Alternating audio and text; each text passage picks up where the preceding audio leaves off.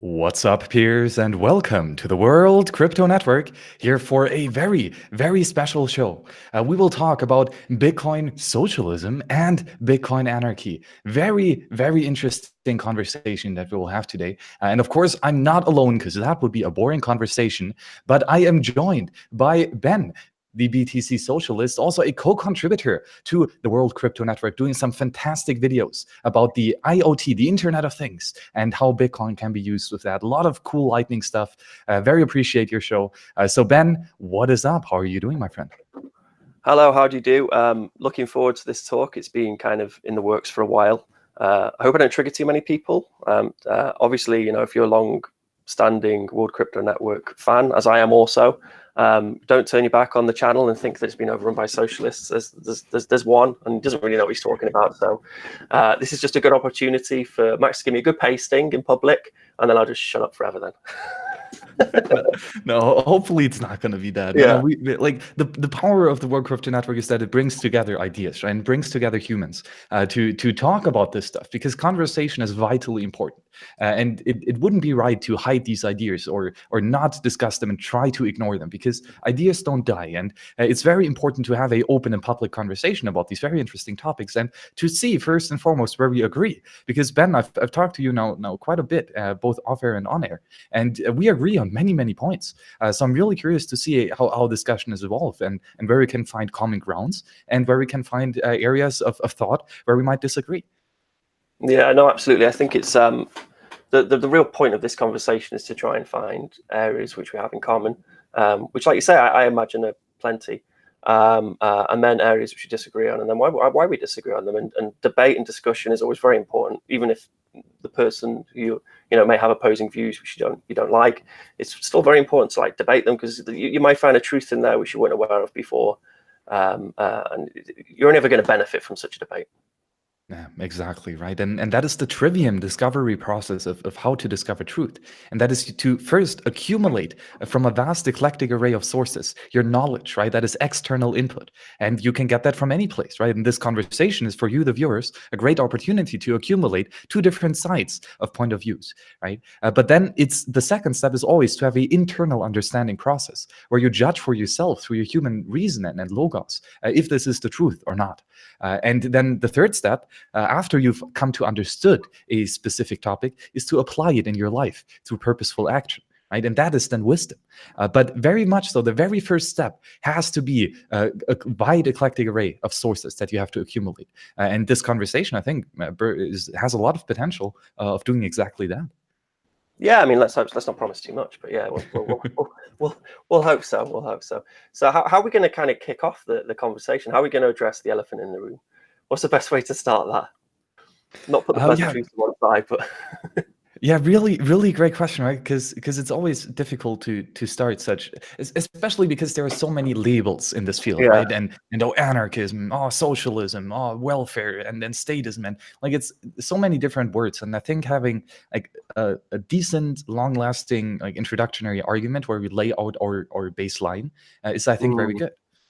Yeah, clear definitions are very important as well, aren't they? Just sort of defining exactly what we mean by one term or another. I did actually think, so I forgot about this, about doing a little thought experiment. Maybe we'll start with thought experiment. It's always a good place to start. So here's the thought experiment for you, Max, and then just bear with me on this one, all right? So you've got two Amazons, okay? You've got an Amazon, you've got the current Amazon, Jeff Bezos, Amazon, right? Now you have, this is completely hypothetical, doesn't exist, obviously. So you have to just, as with all thought experiments, you just have to bear with it. And then you have the other Amazon, which is decentralized. The workers who work in that Amazon really receive more or less 100% of the value they put into the Amazon, bar maybe like 0.5%, which goes towards bounties to, I don't know, improve the Amazon software, which runs the Amazon. The people who work in the decentralized Amazon, they have a say. So there's an element of democracy. So they have a say in how that company moves forward. Both the products in both of these Amazons are completely identical. They're not cheaper or expensive. They're exactly the same. And they're the exact same products. Now you've got a choice. You're sitting down on your computer and you're going to order from one of these Amazons. Which Amazon are you going to pick? Well, for me personally, it's definitely, or most likely, going to be no, okay. In general, the Amazon with better products, right? And what is better Same for me is products. This is the thought experiment. Same products. You okay, can't get out okay. on that one. Well, yeah, but then like if there are the same products, and but I would actually argue that the better products will be in the decentralized marketplace, and that is where I currently am shopping as well. I go a lot to farmers markets and to the farmers directly on their farm to get my food, for example, there. Okay. Because well, I can pay with Bitcoin. That's the main reason, right? But I'm very much in favor of having a decentralized and localized entrepreneurial market where the entrepreneur who is actually providing the service that I desire can be in direct contact with me. So I, for example, don't like to go to Walmart because here I don't really engage with the entrepreneur who's providing that service. No, there's nothing better from purchasing from somebody, or if you go for a cafe and you kind of can see the owner of the cafe, and you don't feel that your money's just going into this big pot, which that you can more or less see where the money's going. So the point of that thought experiment is that pretty much everyone, unless you don't like human beings or you're Jeff Bezos, right? Pretty much everyone is going to pick the decentralized Amazon. So bear with me. So my definition of socialism, the dictionary definition of socialism, which we can Google, you can Google if you want to, is political and economic theory that advocates that the means of production, distribution, and exchange is owned or regulated by the community. So that's the kernel of what socialism is, that the producers have control of production. So in the decentralized Amazon, that's what you have. You have the producers in control of the production, which on a human level is far superior because you have a more distributed form of people, getting wealth. This is a much nicer place for the people to work there. You know where your money's going, which makes you feel, better. So I think a lot of us Bitcoiners, we would pick the decentralized Amazon, but then for me, it's quite obvious that the decentralized Amazon, that's what we call the co-op, which in socialism is, it's the cooperatives have been around for a very long time. And that's a way of achieving the producers owning the means of production. So when people will say that they prefer capitalism, I think, well, do you? So I think a key word in the definition, in the dictionary definition, is advocates. So whereas you may, in that hypothetical scenario, which is completely unrealistic and probably will never happen or could never happen, whatever, you would support the decentralized Amazon. Yeah. So I've just taken that a little step further, and I said, well, not only would I support it in that hypothetical scenario, I advocate it. I pursue it. I kind of want that Amazon to become a reality because it'd be better for the workers who work there, and it'd be better for sort of society as a whole. And then I want to explore technology which kind of allows that type of structure to exist. And I see in some of the decision making by consensus, which I appreciate is like a kind of a byproduct of Bitcoin's ability to solve these computer science problems, to allow censorship resistant money without a trusted third party. But the experiments we're doing with decision making by consensus has profound impact on the ability to be able to run such a system. So you could imagine like some sort of federated side chain where all the employees have effectively like a vote on decision making, and then them able to place that vote on how that company is going to go forward or how that department is going to go forward. You could imagine the stuff people are building now in our world affecting that world. So that's kind of my where I kind of wanted to start. How do you feel about that one? Yeah, I agree with a lot that you said here. And again, having a entrepreneur who has full property rights in his the goods that he is working on and that he's building up, and then eventually that he will sell to a customer who he wants to remove some uneasiness for the customer. He wants to provide a service, right? But I would say that the act of saving and building something up from the individual entrepreneur. Right. So if Alice goes to a lonely island and she sees there's a bunch of wood and she starts cutting down the trees and building like wood logs and then eventually building a boat, right? Then Alice has accumulated capital. And now she's at a position where she has built something delightful, and then she can sell it to someone else, or either use it herself or exchange it with someone else. So I wouldn't necessarily say that the accumulation of capital is wrong necessarily. I would say it's a prerequisite for being able to produce something, right? Yeah, that's cool. That's interesting. I like the fact that it's funny because you mentioned wood, so you can't talk about socialism without bringing up, Karl Marx.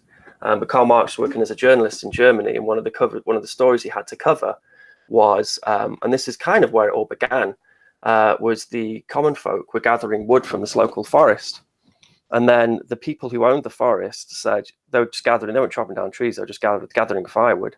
They said, you can't do that anymore because we own the forest, we own the means of production. You're now not allowed to gather the wood from the forest. And they were arresting the common folk for gathering the wood from the forest floor. So in your example, you have somebody who's using commonly accessible materials from nature, which is the trees and whatever, and then they're building the boat, and they're able to accumulate capital that way. But that was actually the point. If that hadn't happened to Marx, he may have gone a completely different way. That was a real sort of pivotal moment in his development on how he felt about private property. So, and it's funny because it sort of links in with your story. That's interesting. So I think with socialisms, often one of the big gripes people have is how property is addressed. So who owns what? Private property, and then also definitions, like what is private property. So a lot of socialists and Marxists, and Karl Marx himself, private property is ownership over the means of production. Personal property, that's stuff you can, it's your stuff. No one cares about your stuff which you own. But property over the means of production, that's the thing which the socialists, they want to sort of disintermediate and then make available for the producers. So through a worker co-op, whatever. You also then have common property, which would be the forest, where the people could go and scavenge the wood so they could build the boat. So it's and in that example, I suppose the girl who builds the boat, she is the producer. So she hasn't got ownership over the means of production. So, I mean, my like with the Amazon scenario, I'm not saying I don't want a free market. I believe the decentralized Amazon is far superior and has more value than the centralized one, because you've got the wisdom of the crowd. You've got people having autonomy in their work and more pride in their work. Anyone who's ever worked for anyone will know that the people on the front line in any department know more than the person above them, and how to take that forward. And in fact, more and more in progressive workplaces, such as IT companies or whatever, you'll find that there's more autonomy for workers. So they'll have more decision making, through Kanban or Agile or some other, sort of project management approach. So I kind of see some of those ideals of people being able to take ownership of their work happening already in the workplace, and then I just kind of want that to be extended somewhat. So what, if any, are the sort of reservations which you have over, so like the word? So for you, I mean, the word, for me, socialism is not a dirty word, but for you, it will carry some connotations. So what are those connotations which kind of make you uneasy with the term? Well, yeah, good question. And inherently, I would say it's a misunderstanding of, or not so much of a misunderstanding, but a misapplication of a very fundamental axiom.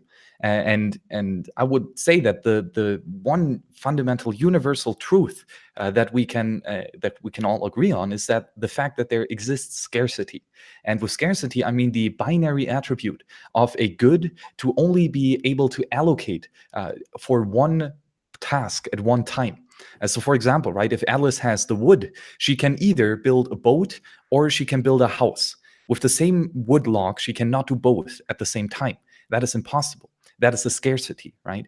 And this means then that there's a potential of conflict over who can control these scarce resources and where they are allocated to. right? And there is a great, well, the attribution here of exclusion, right? If Alice is using the wood, then Bob cannot use it. And thus we need to have some form of moral and social rules and guidelines that help us to allocate these resources in a way that is effective. And I would say that that there are three different ways that you can do that. One would be to say anyone can take whatever, and we just take whatever we want, right? And there is no property, but anyone just takes whatever he needs, right? To everyone's needs from everyone's abilities, right? And that would then be, I think it just doesn't, like, axiomatically, it doesn't work, because per definition, these scarce goods can only be allocated to one task at a time, and they are exclusive. Right, so in that sense, the pure, maybe communism, if you want to define it that way, just is logically impossible because of scarcity.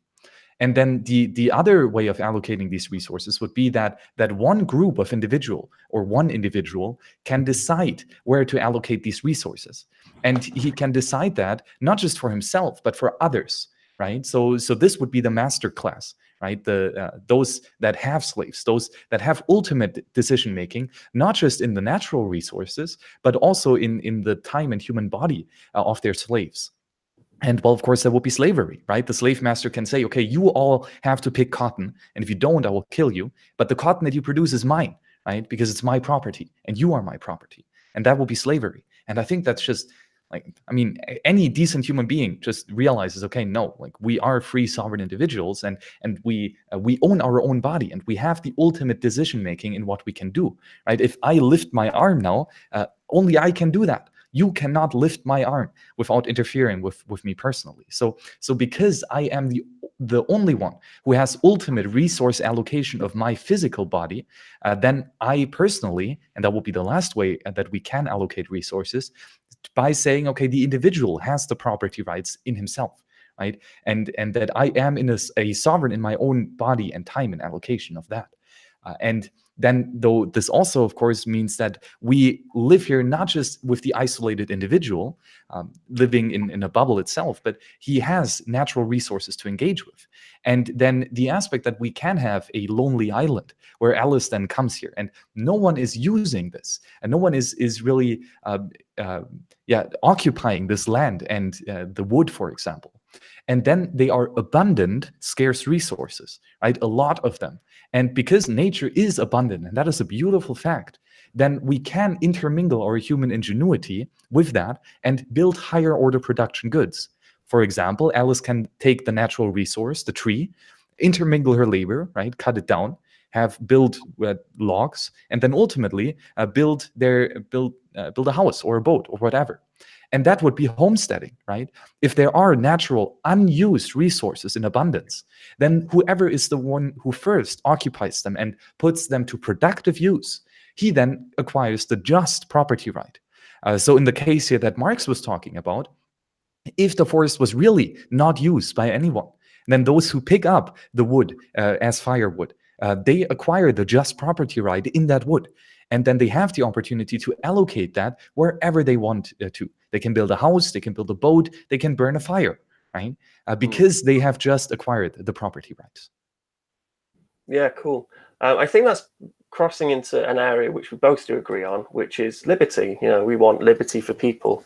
It's just how you achieve the maximum amount of liberty for the maximum amount of people, and whether by someone having liberty, it infringes on other people's liberty. So, I mean, it's important to sort of state, so again, go back to Marx, you know, don't want to be like a Marx fanboy. I'm really not, but the reason he arrived at socialism was by an analysis of slavery, for example, and then the contradictions within slavery. Yeah. You know, how do you replace the slaves you're killing? And then, so you end up with feudalism, you know, and then, you know, with feudalism, you have people, serfs, who are reproducing, and then you have generations of people who work on your land and toil your land for relatively cheap, you know, and you can tell them what to do, and that's fine. And then you have the contradiction of whether they become more settled and more educated, and at some point they want to have some sort of a say over the way in which their lives are run. And then you have the invention of something like the printing press, which then allows that. Yeah. So the contradictions are the thing which brings that system down and replaces it with a new system. So then we end up with, widespread democracy, free markets, capitalism. And then Marx applied the same logic to capitalism. And with your resource example, within our planet, as we know, capitalism has had an effect on the planet, shall we say. And then if left unchecked, it will continue to have an effect which is quite negative on the planet. So there's a contradiction. Another contradiction being that, eventually if you wait long enough, it's going to bring the whole system crashing down, because you won't have any life left on the planet. Another contradiction being that as your market becomes more and more efficient and you're able to divide, use division of labor to make your labor force more efficient, make your manufacturing more efficient, that the people who are being employed by you won't be able to afford to buy the products which you're actually making. We should get around, so we were able to export production or whatever, but then eventually, Marx was always he was acutely aware of all the benefits which capitalism has, and all the value finding which capitalism has. And in fact, it's like the third paragraph in I don't like the Communist Manifesto, but it's like the third paragraph in there, and he hails capitalism's ability to bring about value and productivity, and he says never has there been a better system for creating value compared to the Egyptian pyramids or something. So there's never been anything more productive. However, it's inherently flawed in that you have these contradictions, and then Marx thought, well, okay, this system probably, it's quite young, probably will collapse in, like slavery, like feudalism, under the weight of its own contradictions.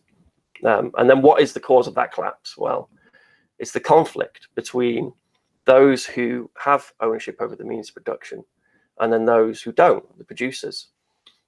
So if you have ever increasing wealth disparity between the hyper rich and then the poor and poor and poorer, then you end up with an animosity which builds up between those two classes. And then those poor people, the users, the poor people, the proletariat, they're the ones who then assert control and say, no, we want control over the system. Now, when you say assert control, you think, well, that sounds dangerous. It sounds like a revolution, a bloody revolution with, the bourgeoisie being sent out into the fields or killed or whatever, lined up and shot, which is what's happened in most examples where these ideas have been tried to be put into practice, and it's been terrible. But we can see. So I look at Bitcoin, for example, bring it back to Bitcoin, and I think, well, why does Bitcoin exist? It exists because there was a few centralized people who had control over money, fiat money, through fractional reserve banking or whatever. Government and big corporations, banks, intermingled with each other to benefit and line their own pockets. And then the people, the users of that money, said, well, we don't want that anymore. We want a form of money where we don't have to rely upon a trusted third party, where someone isn't going to have control over our money. And then they created that revolution, and they created that technology specifically to decentralize. So, decentralization has been a word we've been using in socialism for a very long time. It's socializing. You're taking central control within the hands of a few people, and you're socializing it, spreading it out among a whole load of people. So I did warn you at the beginning, I have a tendency to ramble and then forget where I started when I started rambling. So I've kind of done that now. I don't really know where I am. Who am I? Am I here? Very nice. No, I love these ramblings, and they're very important because that really shows your entire train of thought, right? And so to the aspect that there is an inherent inequality, right? There is a hierarchy in all things human, I would say. Some people are better at stuff than others, right?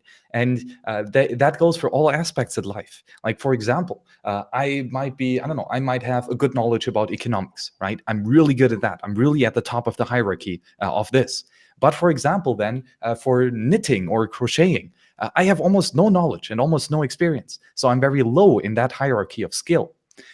and I think just that is an inherent like human attribute. And again, I think it is based on the one axiom of scarcity, right? That just means that then we have some tasks that we are marginally better at, and some tasks which we are marginally worse at. And humans always do that thing, or they act praxeologically prove with their that the thing that they are doing was that which they are marginally best at. So with me now in this very moment speaking to you means that I am valuing our conversation as the highest thing right now, right? If I would value something else higher, like, I don't know, riding my bicycle outside, then I would do that now instead of talking. But I prove that my highest, on the top of my hierarchy, is the conversation that we're having right now, right? And I think then that the hierarchy that we have, it's, yes, there is the hierarchy, but the question is, how does it arise? And if it is a power hierarchy, a aggressive hierarchy, where the people at the top steal from the people at the bottom, which very often happens, right? As you said, with the fractional reserve banking, fiat money is theft, inflation is theft, right? And so those that are on top of the hierarchy of money, of fiat money, fiat currency rather, they gain at, or they have a benefit at the expense of those that hold the currency, of those at the bottom of the hierarchy. And I would say then again, this is where I have to come in and say, yo, this is wrong. Theft is wrong, right? It breaks scarcity, it breaks private property, and thus in this sense, this hierarchy would be bad. But on the other hand, maybe pulling it a bit back to the Amazon thing that you have here, if in the case of Amazon, there is, assuming, right? I'm not saying that it's not the case in Amazon. I actually don't like the company quite too much, but saying that there would be no theft here. Jeff Bezos is a peaceful entrepreneur who is providing a valid service to others. And these entrepreneurs who are selling on his platform are seeing the service that Bezos provides them. And they are voluntarily engaging in that action, right, in that trade. Then again, they prove praxeologically that they are better off with the large Amazon platform than rather with a small one. Right? There's many reasons that might be for that. And that's a very subjective thing, right?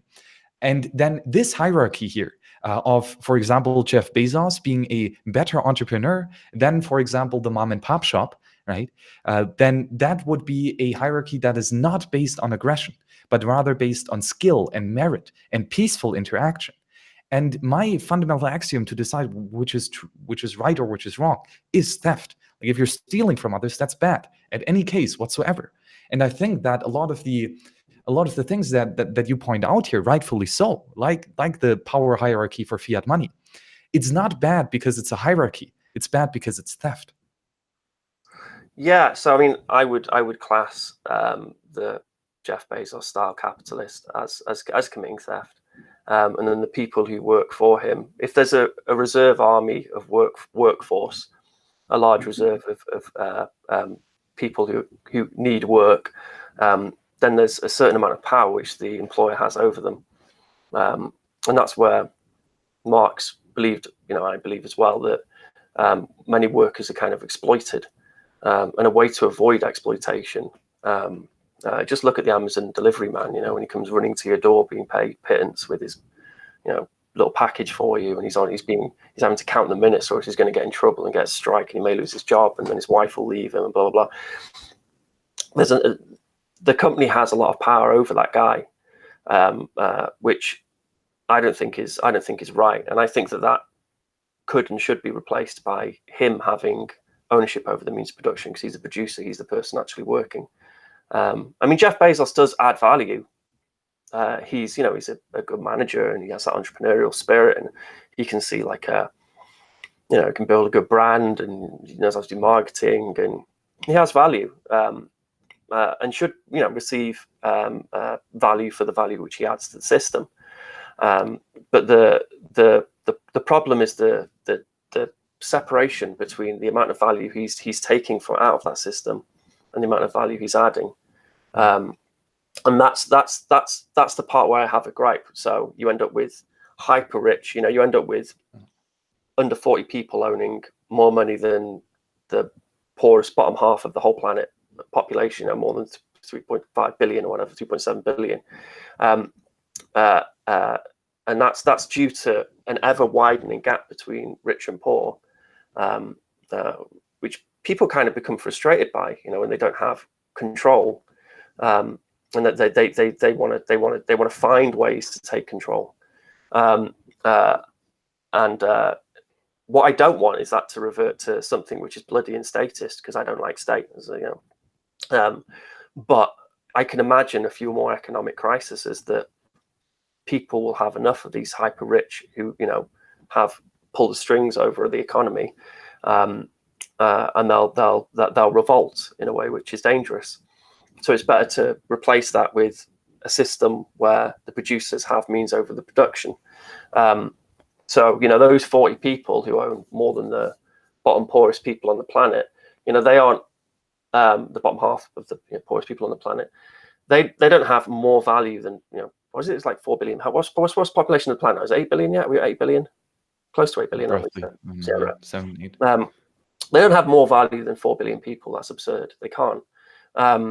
It's just circumstance and luck and who they've been born into and what part of the world they've been born into, which has given them those opportunities. Very similarly with Jeff Bezos, he may have worked hard and worked well for the things he's achieved, but there is an element of privilege, which is, we don't all start from the same deck of, hand of cards. And I'm not saying he shouldn't receive value. I'm saying he shouldn't receive the amount of value he's receiving compared to the exploited workers who are having a very rough time keeping that whole system going. So yeah. Well, yeah, many points that you bring up here, and maybe one thing that I want to pick out here is the labor theory of value, right? To say that because you produce something, this is why it's valuable, and this builds on Adam Smith, right, who was a phenomenal economist thinker, and he's done a lot of great insights. But I think that his insight here is flawed, and that Karl Menger and then later the Austrian school has very much, I think, advanced that specific point of where value actually comes from. I don't think it's production, because, for example, if I dig a hole in the ground, right, and I shovel it back, and then it's flat again. Well, I've produced something, right? I've done something, but is it valuable? Well, not really. What if I carry like a sack of rice from A to B and back to A again? Was that productive? Was that valuable? Well, I don't think so. So the marginal theory of value, and that is a brilliant insight, is that we humans have hierarchies of needs and desires. And for example, Alice likes to have an apple, right? But she also likes to have a banana, right? And now the question is, which does she prefer? Which one for her is marginally more valuable? And we don't know that, right? It's a subjective theory. I do not know, Ben, what you find most valuable or more valuable, the banana or the apple. But what I can say and what I can prove praxeologically through the study of human action is that when you have both, like banana left hand, apple right hand, and if you start eating the right hand apple, right, then you praxeologically prove that you prefer the apple over the banana. And that means that you marginally have more value in the apple than in the banana. Yeah. And, go ahead. Sorry, absolutely. No, value is a very complicated, hard topic, which a lot of thought has gone into, like you say, beginning with Adam Smith, who had a very sort of vulgar version of labor theory of value. Not vulgar, just not really thought out. He thought that the value was probably in the labor of the people. That was then taken forward by David Ricardo to concatenate the previous labor, which has gone into making the hammer, which you're now using to build something. That would be included into it. And then Marx didn't reference the labor theory of value directly, didn't call his theory the labor theory of value. If you go through Capital, there's not one mention of the labor theory of value. He talks about the law of value, because he was so frustrated with such a kind of like vacuous like interpretation of how value is created. So in the Marxian law of value, it has been thought of as kind of a better explanation for explaining the exploitation of workers, for example, as opposed to value finding. But in the Marx's theory of value, law of value, sorry, there's use value, and then there's exchange value, and there's market value. So if something's useful, there's the first value finding exercise, as it were. And then does it have exchange with other commodities? Can you exchange it for X amount of price or pay or labor time, for example? And then between exchange and market, so if you do some clever advertising and this and that, then you're able to create a kind of skewered market value over the actual exchange value of the product or commodity or whatever. So Marx is no means like a perfect theory of value, but it's not the labor theory of value. It's a more evolved version of the labor theory of value. And when I say it shouldn't even be called the labor theory of value, it's the law of value. And he specifically didn't use the term labor theory of value because he didn't like it. And he also stated as well that, of course, labor is not the only thing which creates value, such as nature. Nature has value, like those sticks, which they picked up as firewood. So I think it can, and I don't think socialists kind of help themselves on this point.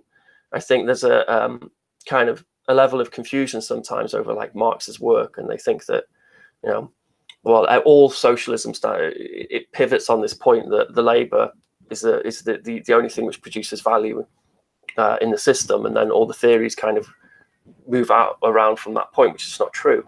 It wasn't with Marx, and it hasn't been since, really. And some socialists they don't even understand that point themselves, because value is dead complicated. Like how things find value is complicated.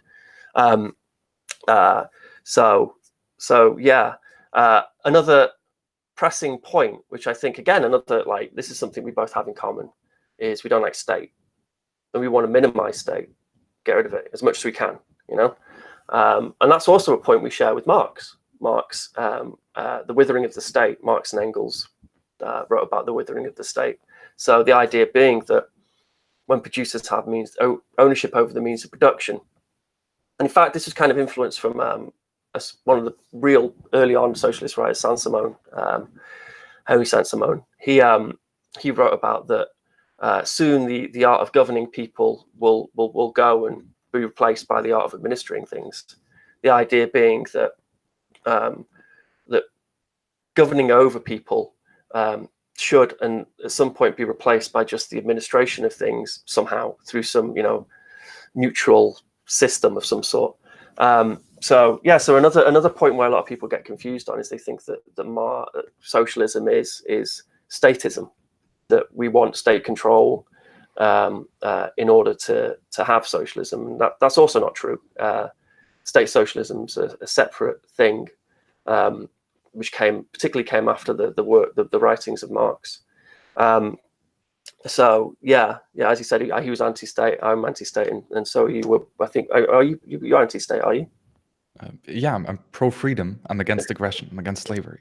Right? Exactly, and that's exactly what Marx said as well about state. Is that this is where he kind of argued probably against hierarchy. He said that it's a system to kind of like affirm social class, so the bourgeoisie ruling over the proletariat, and he wanted state to go for that reason, the withering of the state.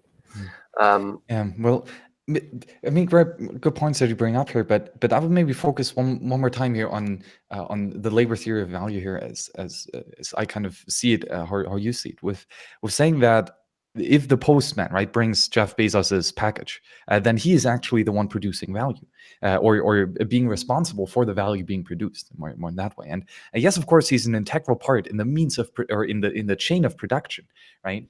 We have, of course, the entrepreneur producing the product. Then we have the marketing person, like advertising the wares. We have a logistics person selling them or moving them from A to B, and all these stuffs. They add value. They or not that they add value, but they increase the production stage, and they produce more delightful goods, right? If Alice has just an apple, then she can eat that right from the start, but then it's a very low production stage. But she could also then intermingle her human labor and produce a apple cake, right? And because this is a higher production stage, this might mean that it is more desirable, that then Alice and Bob have more marginal value for the apple cake than for the apple itself. But that's not a given, right? If I have a apple cake, but I burn it, for example, it's still a higher production stage, right? I've done something with the raw material, but it doesn't mean that it's better, right? The burnt apple cake is marginally superior to the fresh new apple that is not burnt but also not cooked, right? And then again, going back to praxeology here, because the person who's delivering the package, he is assuming he is doing that voluntarily, and he is getting paid for that work, right? So he again has his marginal subjective preferences. He values his time and his attention and his skill.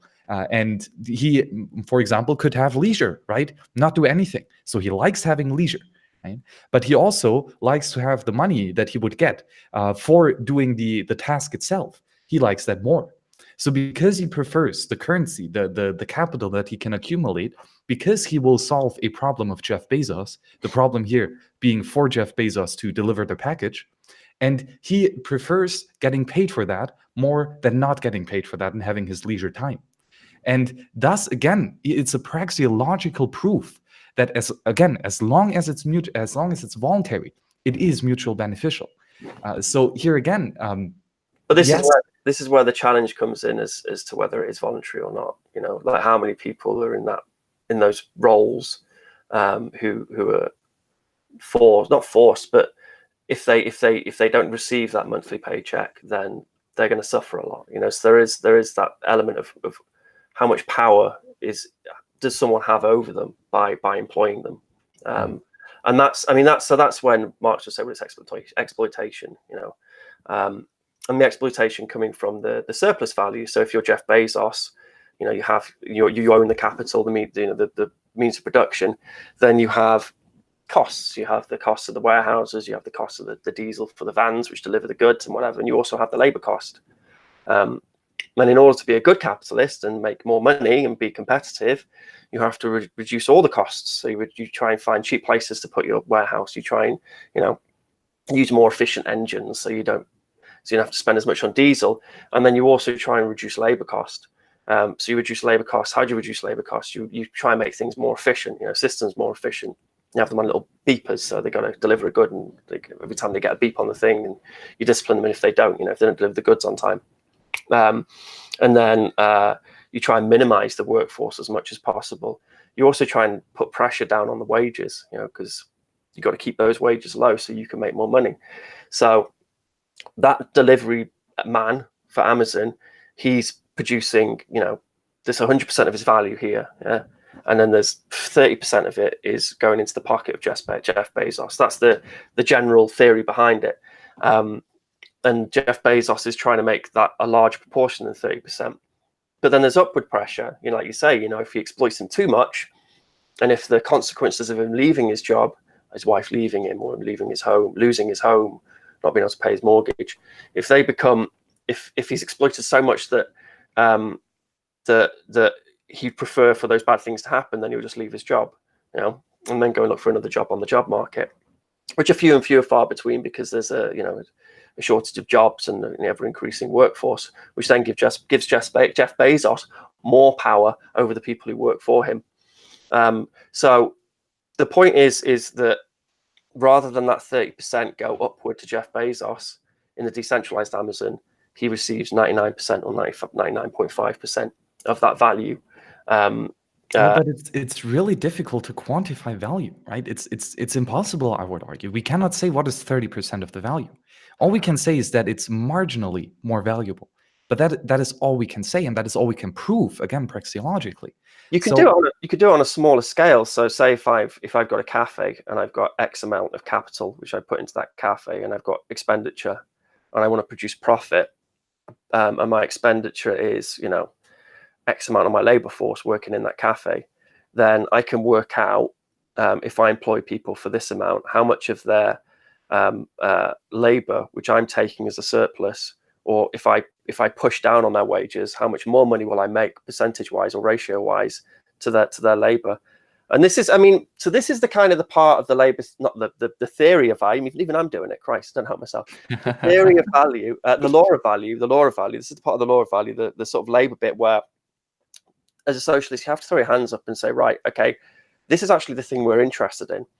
We're interested in the labor people put into the system, and then how they're put in the position where they're exploited and they have to. So this is why you end up with the formation of trade unions, and you end up with the general striking, and you end up with all these demonstrations which have happened throughout history to try and secure some worker rights. Well, because without upward pressure, then the downward pressure from the capitalists would just crush the worker to the point where they're really on subsistence living, and they're not able to do any of the things which you would like labor time, for example. So only being able to work X amount of hours a week. That's a lot of people have kind of fought to make sure that people aren't exploited in that way, that they're working 100-hour weeks. People still do it because they feel that downward pressure from their bosses, and other people feel that downward pressure, so they feel they have to work 100 hours a week, or else they're probably going to get the sack because they're not competing with that, and they'll even work hours not being paid for. But you see, there are always two parties to a trade. Right? We have, yes, of course, the workers, but we also have the entrepreneurs and the capitalists who are paying these workers, right? And that is a mutual beneficial exchange. It is per definition, because both of them agree to it voluntarily. Yes, of course, there are many consequences to the actions that you take. And if you have a quote unquote secure job at a large employee and you quit that, yes, you are all of a sudden in the realm of uncertainty. Again, but that is the human experience. We live in times of uncertainty. And the human task is to allocate our scarce resources in a way that makes sure that it's delightful and not destructive. And so, yes, there is, of course, a downward pressure by the people buying, right? If you buy something, if you buy an apple, you don't want to pay 500 Bitcoin for one apple, right? That will be too much. So you say, no, this is too much. I'm not willing to buy that. I value my 500 Bitcoin much more than I value one apple. And then the barter starts, right? And then you say, okay, 500 is too much. How about 250? And you're like, no, okay, that's still too much. 250, that's way too much Bitcoin. I don't want to spend that. But then the entrepreneur is like, okay, well, maybe then I value 250 Bitcoin more than one apple, right? So I would be willing to trade it. But it's the same for you, right? The buyer also says, no, I value 250 Bitcoin more than I value my apple. And thus, it's not going to be an exchange. It's not going to be mutual beneficial. Yeah, and then it's not going to be chosen voluntarily. But sooner or later, then, right, the entrepreneur provides a price for his customer. Let's say 50 Bitcoin for one apple. And at that price, then the customer says, yeah, okay, I really would like to get that apple. I value the apple now higher than my 50 Bitcoin. And if the entrepreneur says, I value the apple, I value the 50 Bitcoin higher than the apple, right? Then they have a mutual beneficial exchange, because if they exchange, both of them are better off. And that is the beauty of marginal subjective value theory, is that we don't know exactly how much you value things. But what we know is that when you act voluntarily, you prove that this is the most desirable task or good that you can exchange for. Yeah, I see your point, but I mean, so you're talking about price discovery, and obviously the mechanisms in the free market which allow price discovery, which you just can't do without a free market. But then when it comes to labor force and the amount of value which someone's given for their labor time, that market finding mechanism becomes conflict between the people who own the means of production and the people who don't own the means of production. So that's where, through that conflict, that you have through that friction, that you have people kind of figuring out ways for producers to have ownership over the means of production. So that would be the example of the worker co-op. That would be the example of the decentralized Amazon. So I'm not against, markets finding value. I am against what I perceive to be exploitation in the workplace for a lot of people. But how can you prove that exploitation? Like literally prove it. Not just say it might be here, but actually praxeologically prove it. I don't think it really matters. I think no, it does, I think. No, the point being that with the decentralized Amazon, with that decentralized system where people are kind of receiving hopefully more value for the time they put into that system, for the time in which they're using their labor, it's a better system. So I don't think it really matters like how I work out the value of whatever. All that really matters is how can we improve? How can we bring? So if you currently look at the corporate structure, it's has the similar properties to feudalism. You have the king, you have the Jeff Bezos, and then you have the department managers who would be his lords and barons, and then you have the suffs who are this is a sort of hierarchical structure. You have one person at the top, and then a few people below him, and then your workforce below that. So why not bring democracy into the workplace, democratize the enterprise and have a decentralized structure. Like it worked for society. I think we can probably agree that feudalism wasn't as good as what we've got it now. So why can't we get that and then also try and bring it into businesses? So yeah, that's really my standpoint on that. And you agree that the decentralized Amazon is superior? Well, yeah, but that is mainly based on the calculation issue, right? If we have large-scale institutions, I would say anything larger than 150 people, they suffer from the exact same calculation problem that Hayek specified in his phenomenal pretense of knowledge, and Mises worked on that before him, right? And that is basically that because we no longer have individual property in such huge organizations, be it a huge company like Amazon, or be it a state, right, with state bureaucrats. State bureaucrats do not have private control over the scarce resources, and thus they don't have ownership. And because they don't have ownership, they do not have mutual beneficial exchange. And because they do not have mutual beneficial exchange, there are no prices in this economy. And without prices, it's near impossible to communicate where the rarity of these scarce resources are and where they should be allocated. So my argument for decentralization is a argument in the case for individual brain power, right? Where the individual knows for himself which good is marginally superior. And only with that we can actually say, again, praxeologically prove what is a more desirable task where the resource should be allocated. Yeah, sure. So, I mean, so we're in agreement that the decentralized Amazon's better, just in two different ways. So, well, it depends on the case, right? For example, if the centralized Amazon all of a sudden has a very, very good service, and I like that service better than what the decentralized marketplace can provide, then yes, I will choose that centralized marketplace because it will give me more, it will satisfy my desires at the same sacrifice that I have to bring. Right? There's always sacrifice in mutual beneficial exchange. I give up my Apple, but in return, I get the Bitcoin. But Alice gives up her Bitcoin, but in return, she gets her Apple. Right? And then the question is, how can we keep our sacrifice low and get our desirability reward rather high? And then if, and again, like assuming that the products here are different, if the centralized marketplace is for me personally a better place to do my business, then I will go there. But I just personally think that is not often the case. But I cannot prove it for others, right? I only can prove it for myself. So I know for myself that I prefer buying on a farmer's market compared to buying at Walmart because I do it. I actually engage in this action, right?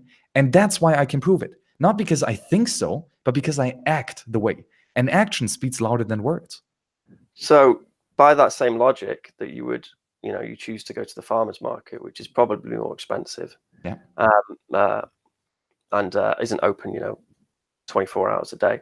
By that same logic that you prefer to use what really is kind of an inferior system, just because that benefits the people, you're able to see where the money goes. You're then saying that you wouldn't use the decentralized Amazon if there was a slightly better service with the centralized Amazon. No, it's not that the server for the farmers market is worse. It's actually better. And we know that because I acted out. And I prefer going to the farmer's market than going to the supermarket, right? And this is praxeological proof that for me personally, in that moment of exchange, the value that I get in the farmer's market is marginally higher than the value I get at Walmart.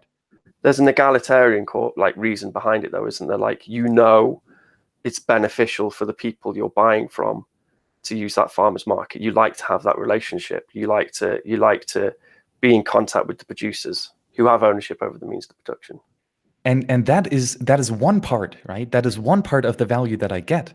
And it's really different. It's really difficult to differentiate exactly how much I value the interaction with the people, how much I value the atmosphere that I get there, and how much the quality of the quality of the product that I get there. It's really, really difficult to differentiate this exactly. But what we can again prove is that I value the farmer's market higher than the Walmart. And that's all we can prove. And we can speculate about the other stuff, how much I like the atmosphere, how much I like being out in the open, right? And in the city town, right? These are all little things that we can speculate about, but we cannot have a full grips and we cannot prove it praxeologically, which we can do with the marginal subjective theory for that I prefer the farmer's market to Walmart.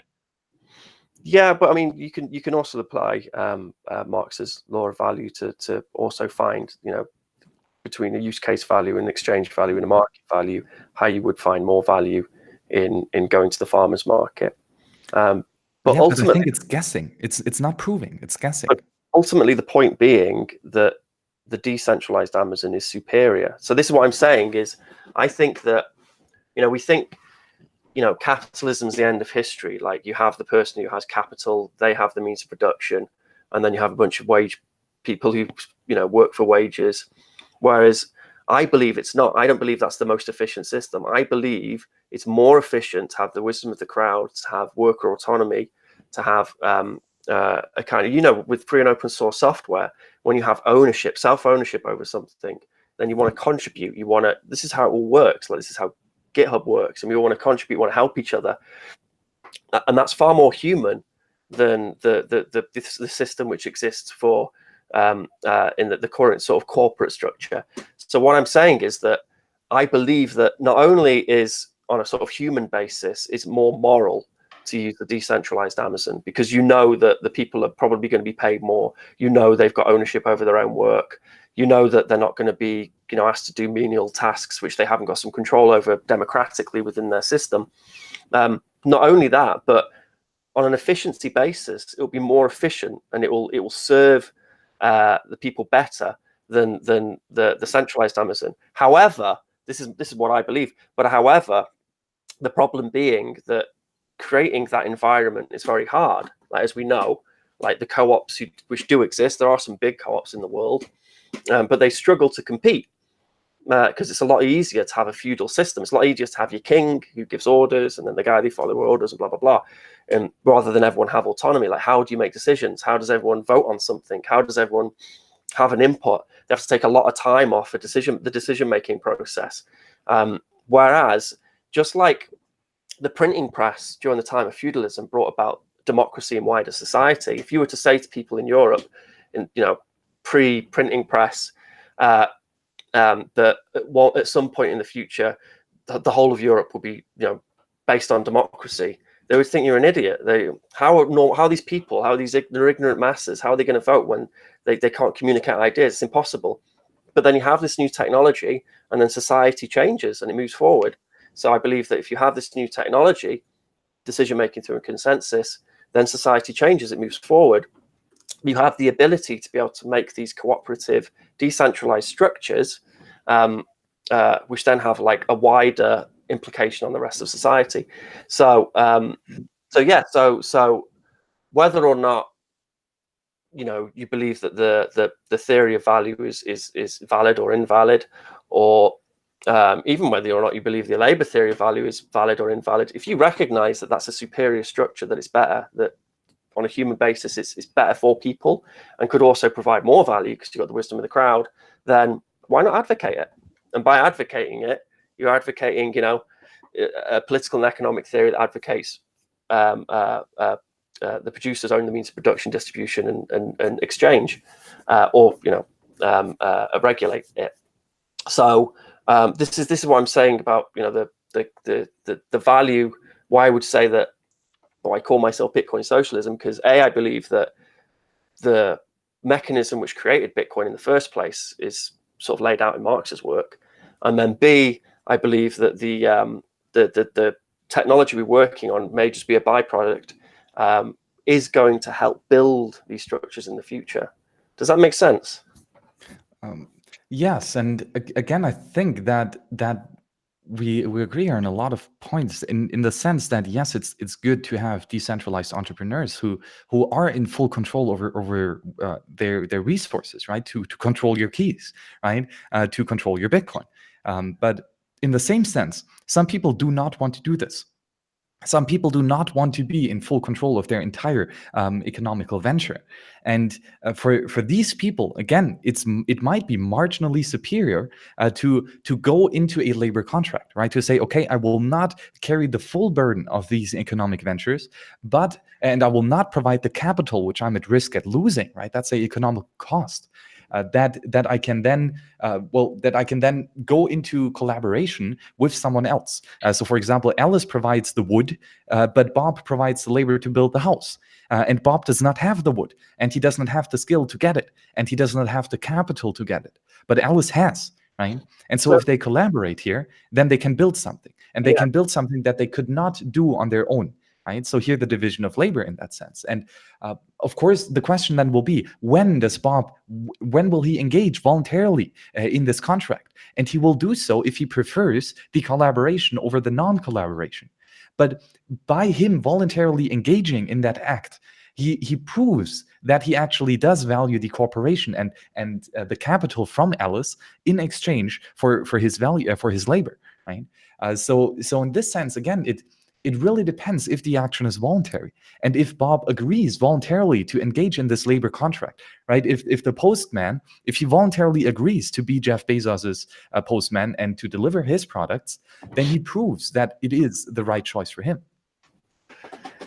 Yeah, but so you're I think you're saying that when Jeff Bezos pays the postman, that it's coming out of Jeff Bezos's pocket, that he's the one with the capital.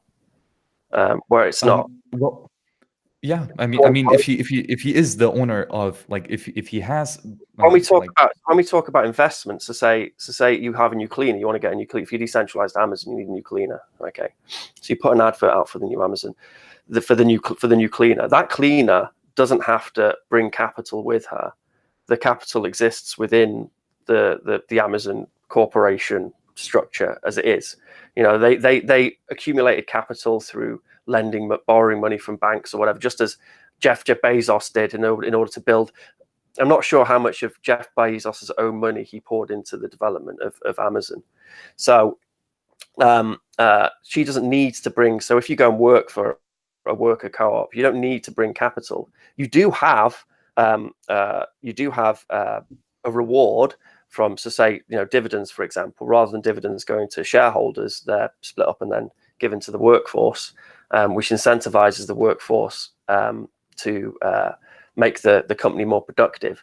But I would say that in the often the idea stealing which happens in a centralized organization or company stops people from being as innovative and creative as they could be.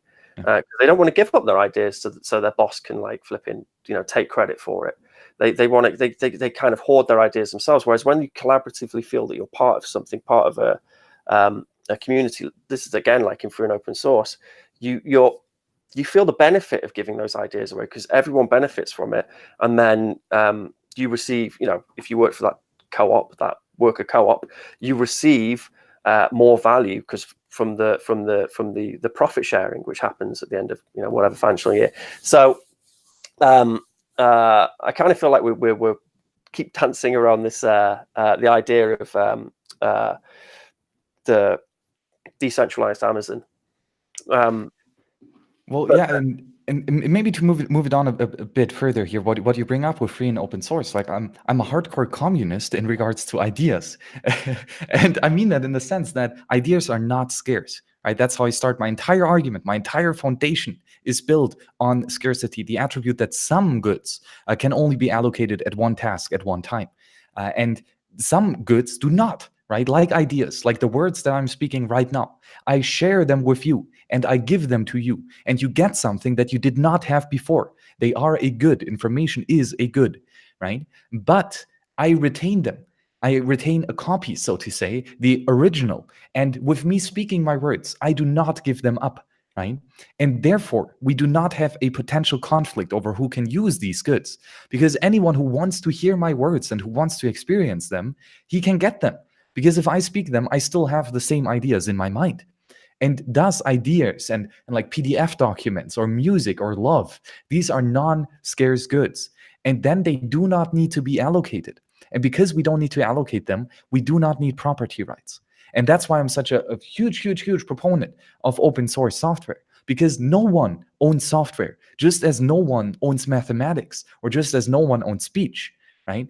We do not need ownership. We do not need property for these non-scarce goods. Same as we don't need it for super abundant goods. right? And then therefore again, yes, we can collaborative in a commune with sharing ideas, because we don't need to make sure that we don't waste them, because you cannot waste an idea. When I speak it, well, like I have unlimited amount of speech, right? So I don't really have to be careful with what I speak, so to say. Yeah, I mean, so inventors and engineers, they receive good remuneration for the ability to be able to have good ideas when they work for, you know, a company, a capitalist company. So I'm not so sure on how abundant good ideas are. I think they happen more when you feel part of a community like you do in open source and through an open source. But I mean, open source, I use that kind of as an example over the conflict theory, which Marx talks about. So, you know, back in the 80s, you had companies and corporations making programmers sign non-disclosure agreements over the software they were writing. So they're the producers. Which again, that is theft. Intellectual property is theft. I mean, so yeah, well, they were working for when they produced them, they were working for so they were on a wage by the capitalist who owns the company, you know, as Microsoft owns IBM or whatever. And but then they got that payment in exchange for the time and attention and skill that they invested, not for the ideas that they produced. Yeah, but so they then worked on the software while being paid a wage, and then that software then became the proprietary, you know, under the ownership of the IBM.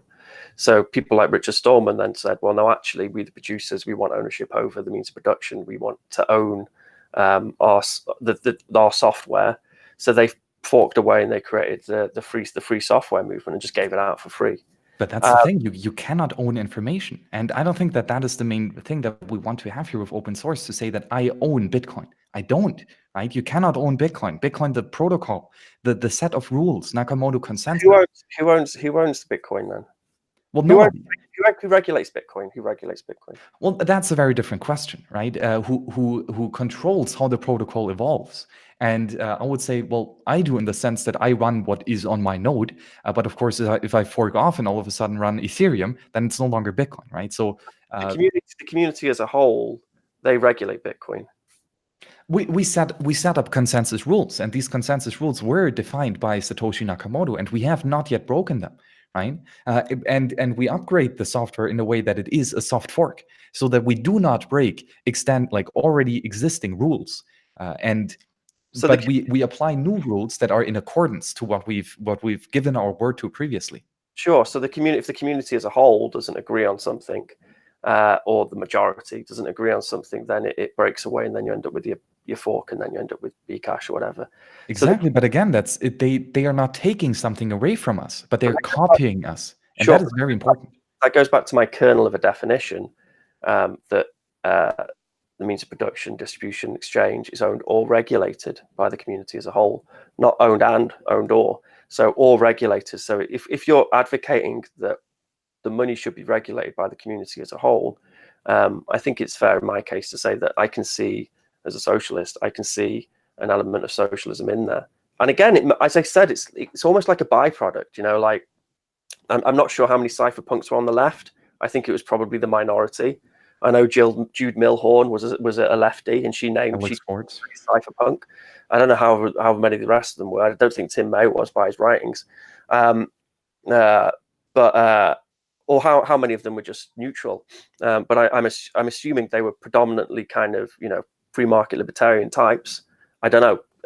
I think maybe the crypto anarchy movement was very much about kind of free market, like ultimate, like super free markets, weren't they? In some regard. Well, free individuals, right? And the ability to protect yourself and your property rights. But it almost doesn't matter where it came from. Like the discovery of good ways of arriving at decision making through consensus. That's the bit I'm interested in, and that's the bit which I think will have like wider sociological impact. The bit which benefits just the socialist narrative, the idea that you have the users, you have the proletariat, you have the workers, you have the majority of people controlled by a centralized force. And then I can't remember the quote, but there's a quote where all popular revolutions are an attempt to decentralize a centralized force. And I think that's what Bitcoin is. And then you end up with this decentralized system where we make decision making is done through consensus. That's socialist. People often get annoyed and they'll say, well, it's not because there's no state and blah, blah, blah, blah, blah, blah. And I say, well, no, you're talking about statism, and state isn't socialism. State is a way in which some people have tried to enforce socialism, which is they're two separate things. So that's not really my argument, but my point I want to try and get across. Very interesting. So, yeah, I mean, I really understand the point of socialism, of no ownership at all, that's more communism and socialism, I guess. But that exists in ideas, right? Because in ideas we do not need to have the property rights. But then, for example, like one Bitcoin is scarce in the sense that a UTXO can only be locked up by one script at any one time. And there cannot be two scripts that give two different persons control over that Bitcoin, and they cannot at the same time exercise these rights to different spending of the Bitcoin, right? That's a double spending problem. And Bitcoin has solved that. So Bitcoin has produced cryptographically proven scarcity.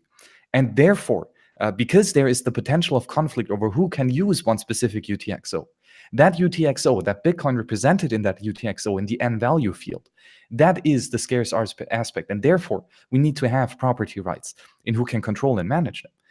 And so in a sense, yes, the protocol is non-scarce. The set of rules that we use is non-scarce.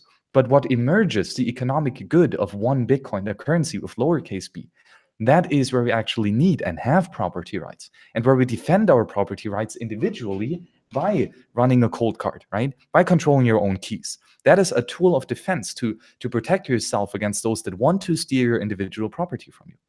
Yeah, I mean, so that to me, that's a hammer and sickle. You're owning the means of production. You're owning your own tools of production. Yeah, I mean, you have your private ownership over. So the idea that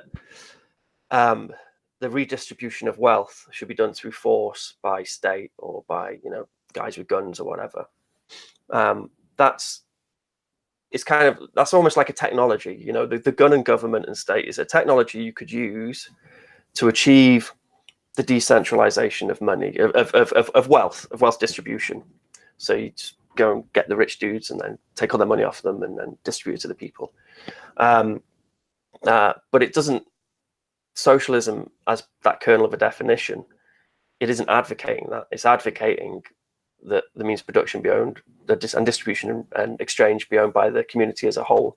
So maybe one question here specifically on the means of production, because I still don't really get the right definition of this. So for example, if Alice has a bunch of wood, right, and she is herself homesteaded that and produced that wood, right, and now she wants to build a house with that, but she cannot do it alone. So she asks Bob if he can help her out and produce that house for her, right? And she gives him in exchange a sack of Bitcoin, right? So so Bob has produced the house, right? But Alice was the capitalist in that sense. So does now Bob own the house, or does Alice own the house? Yeah, no, it's a very good point, and this is done on the definition of property. So, is a house, private or personal property, and are you, by having a house, because you could rent that house out, then couldn't she? She could rent a few rooms, and then is she owning the means of production? I'm for the producers owning the means of production in industrial context, such as the decentralized Amazon. Personal property, when it comes to you having your house or building your house or whatever, that's I'm for the free market within a free market's context of being able to compete on whether. So what you're talking about probably is that idea that that she doesn't actually own that house, and this is more stepping into the area of sort of communism, isn't it? And communal, everything being community owned, as opposed to her actually having ownership over her house and then being able to employ somebody to work on her house without having to give him a share in the house. Well, she is giving in exchange the sack of Bitcoin, right? The wage that he gets for this labor, that is what is being exchanged, not the house itself. She's not saying, I will give you wood, you will give your labor, and then you will have the house. That is not the contract that is being signed here. But the contract is Alice has the wood, and she has a sack of Bitcoin, and Bob has the skill of building a house, and so they exchange Bob's time for the sack of Bitcoin. But not the house. So it's Alice's house, it's Alice's property. And I really don't get the differentiation from private and personal property. There's a similar term in German, Eigentum und Besitz, but I don't think it's a reasonable differentiation.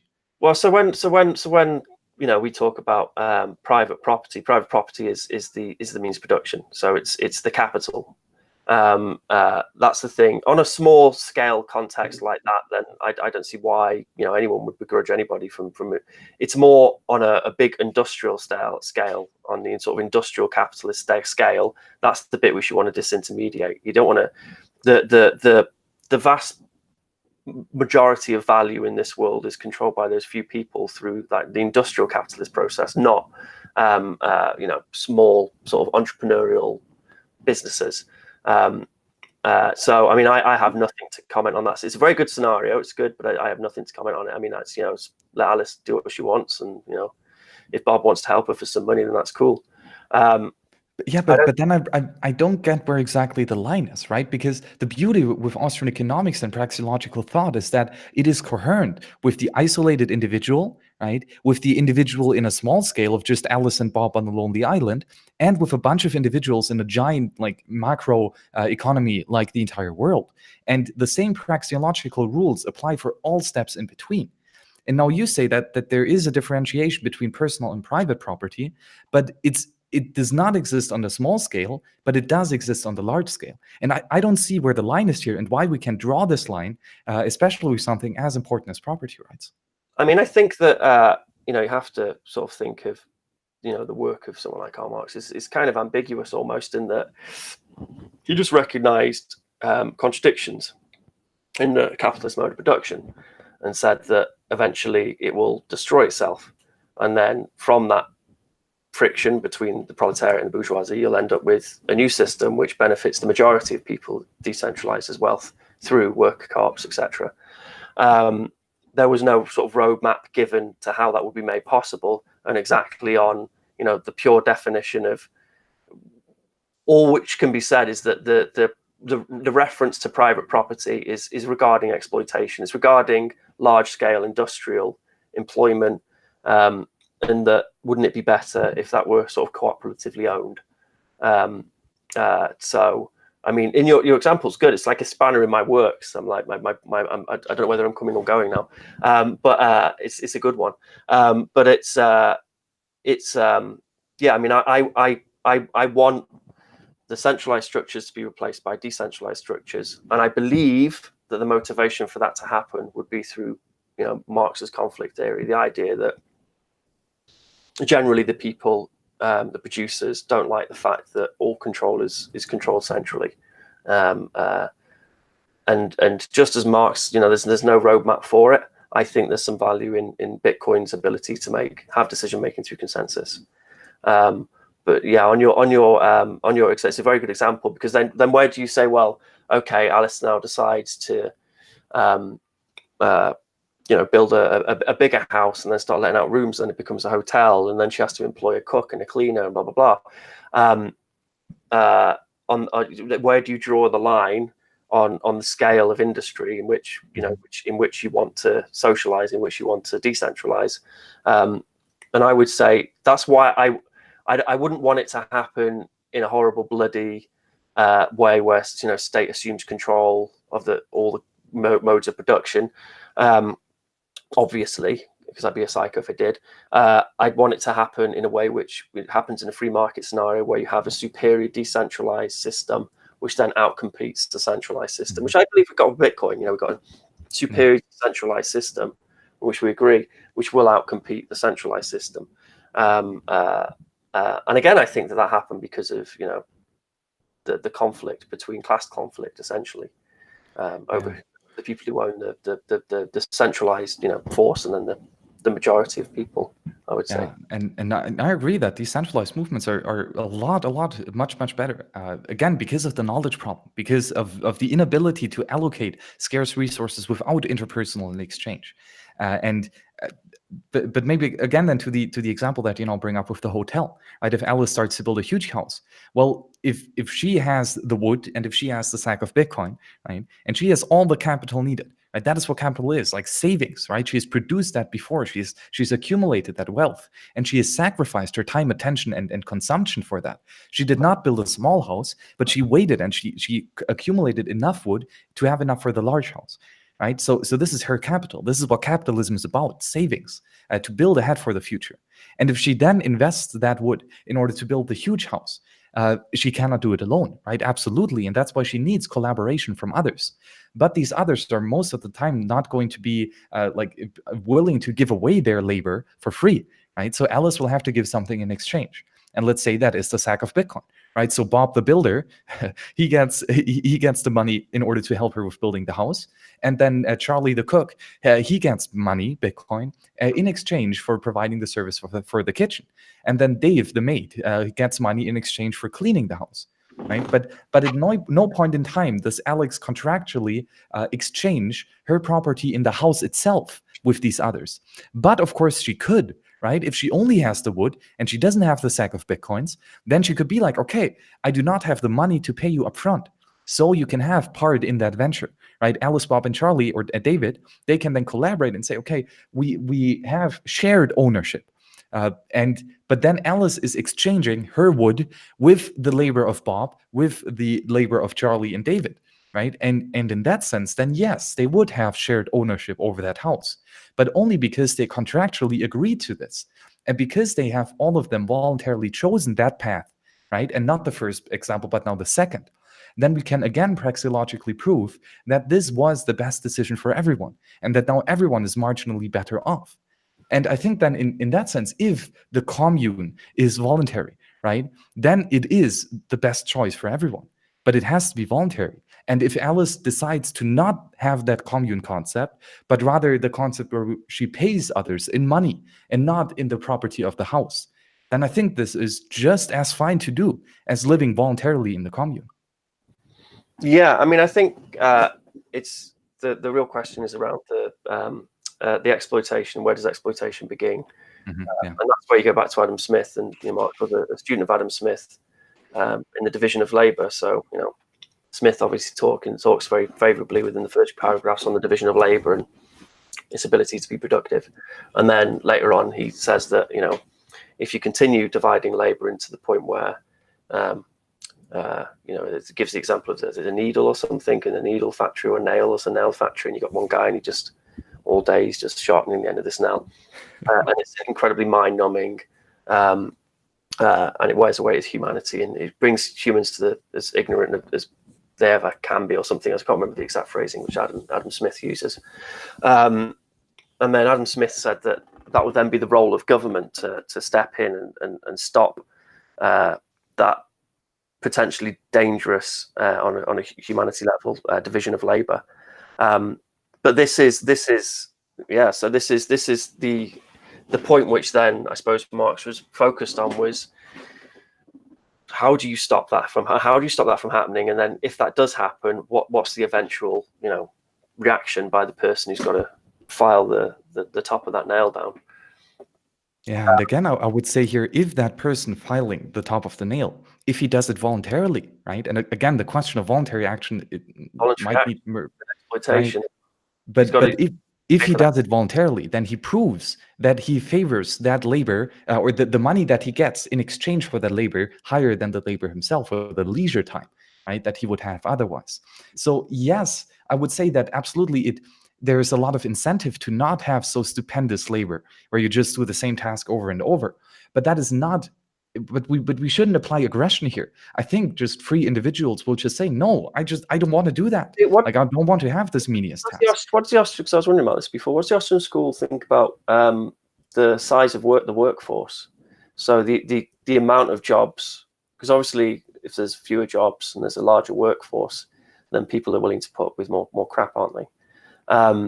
Whereas if there's an abundance of jobs and then a smaller workforce, then the workers can get more money and can demand more rights. So where does the Austrian economics sit on that one? Because I can't, because you talk about this free exchange of time for money, but if there's few jobs and then people clambering for those jobs, then is it a free exchange of time and money, or is it not desperation? Well, on the size of the firm, there's Peter Klein has a couple of really interesting books of that. The size of the firm, I think, actually is the title, and he argues again with the same argument as August von Hayek says. It's a knowledge problem, right? If you don't have interpersonal exchange within a large company, then you will have bad resource allocation, and that will lead to destruction of capital, and overall a worse outcome for everyone.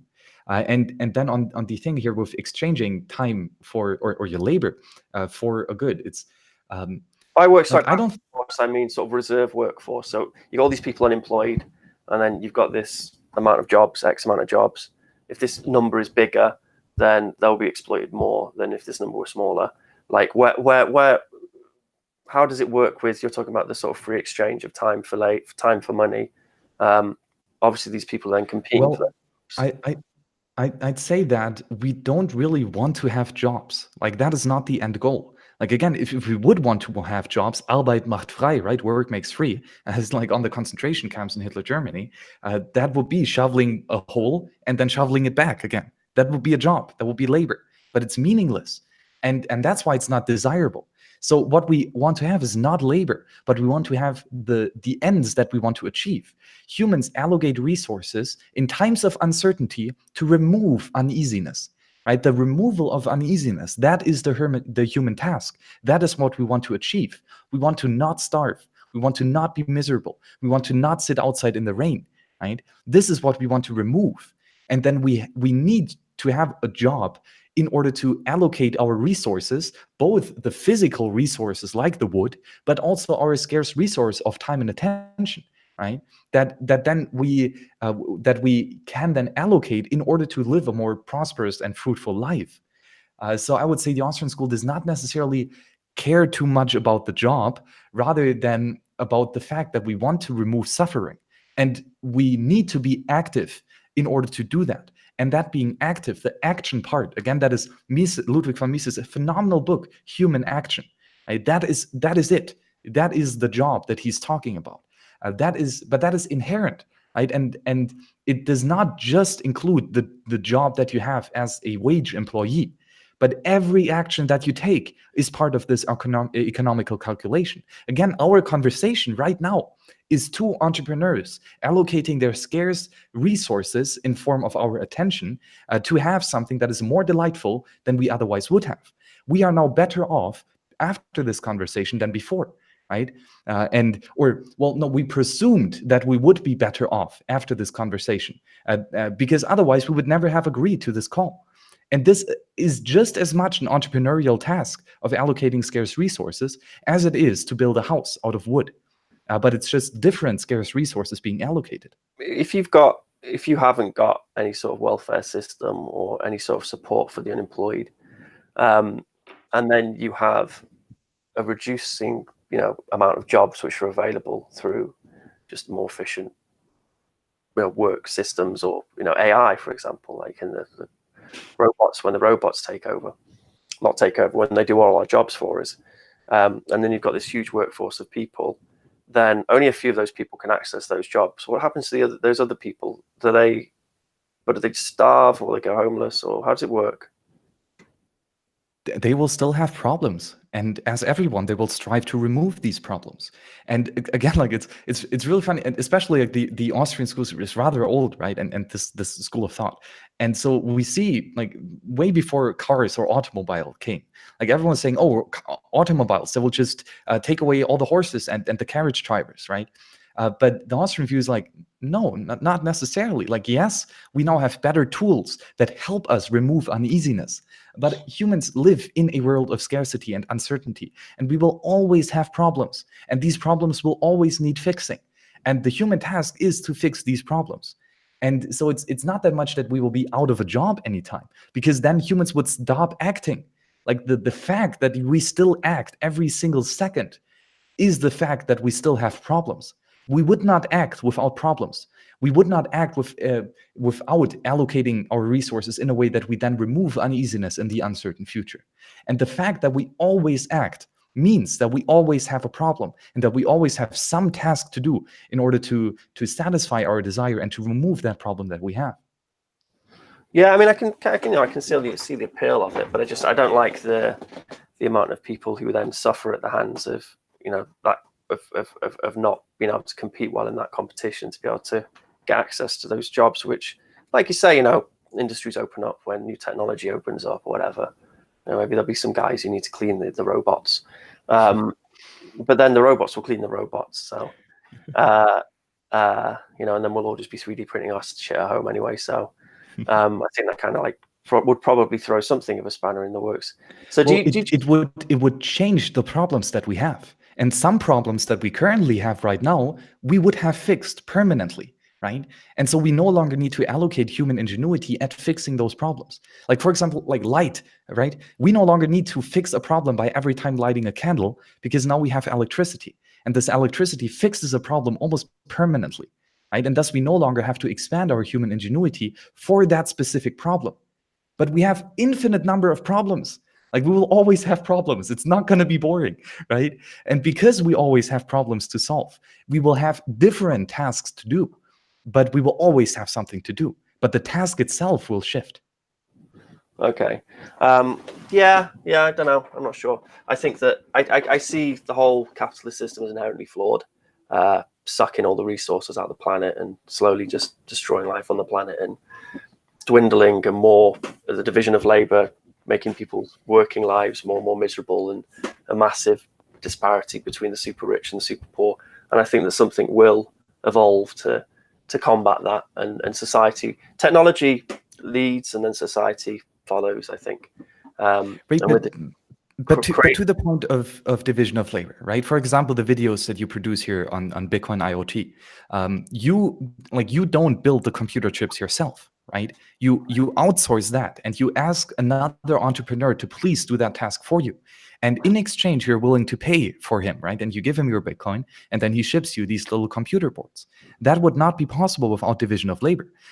If you are an isolated individual, all working for yourself without the support and cooperation of others, then you would never be able to produce such magnificent things as a computer chip.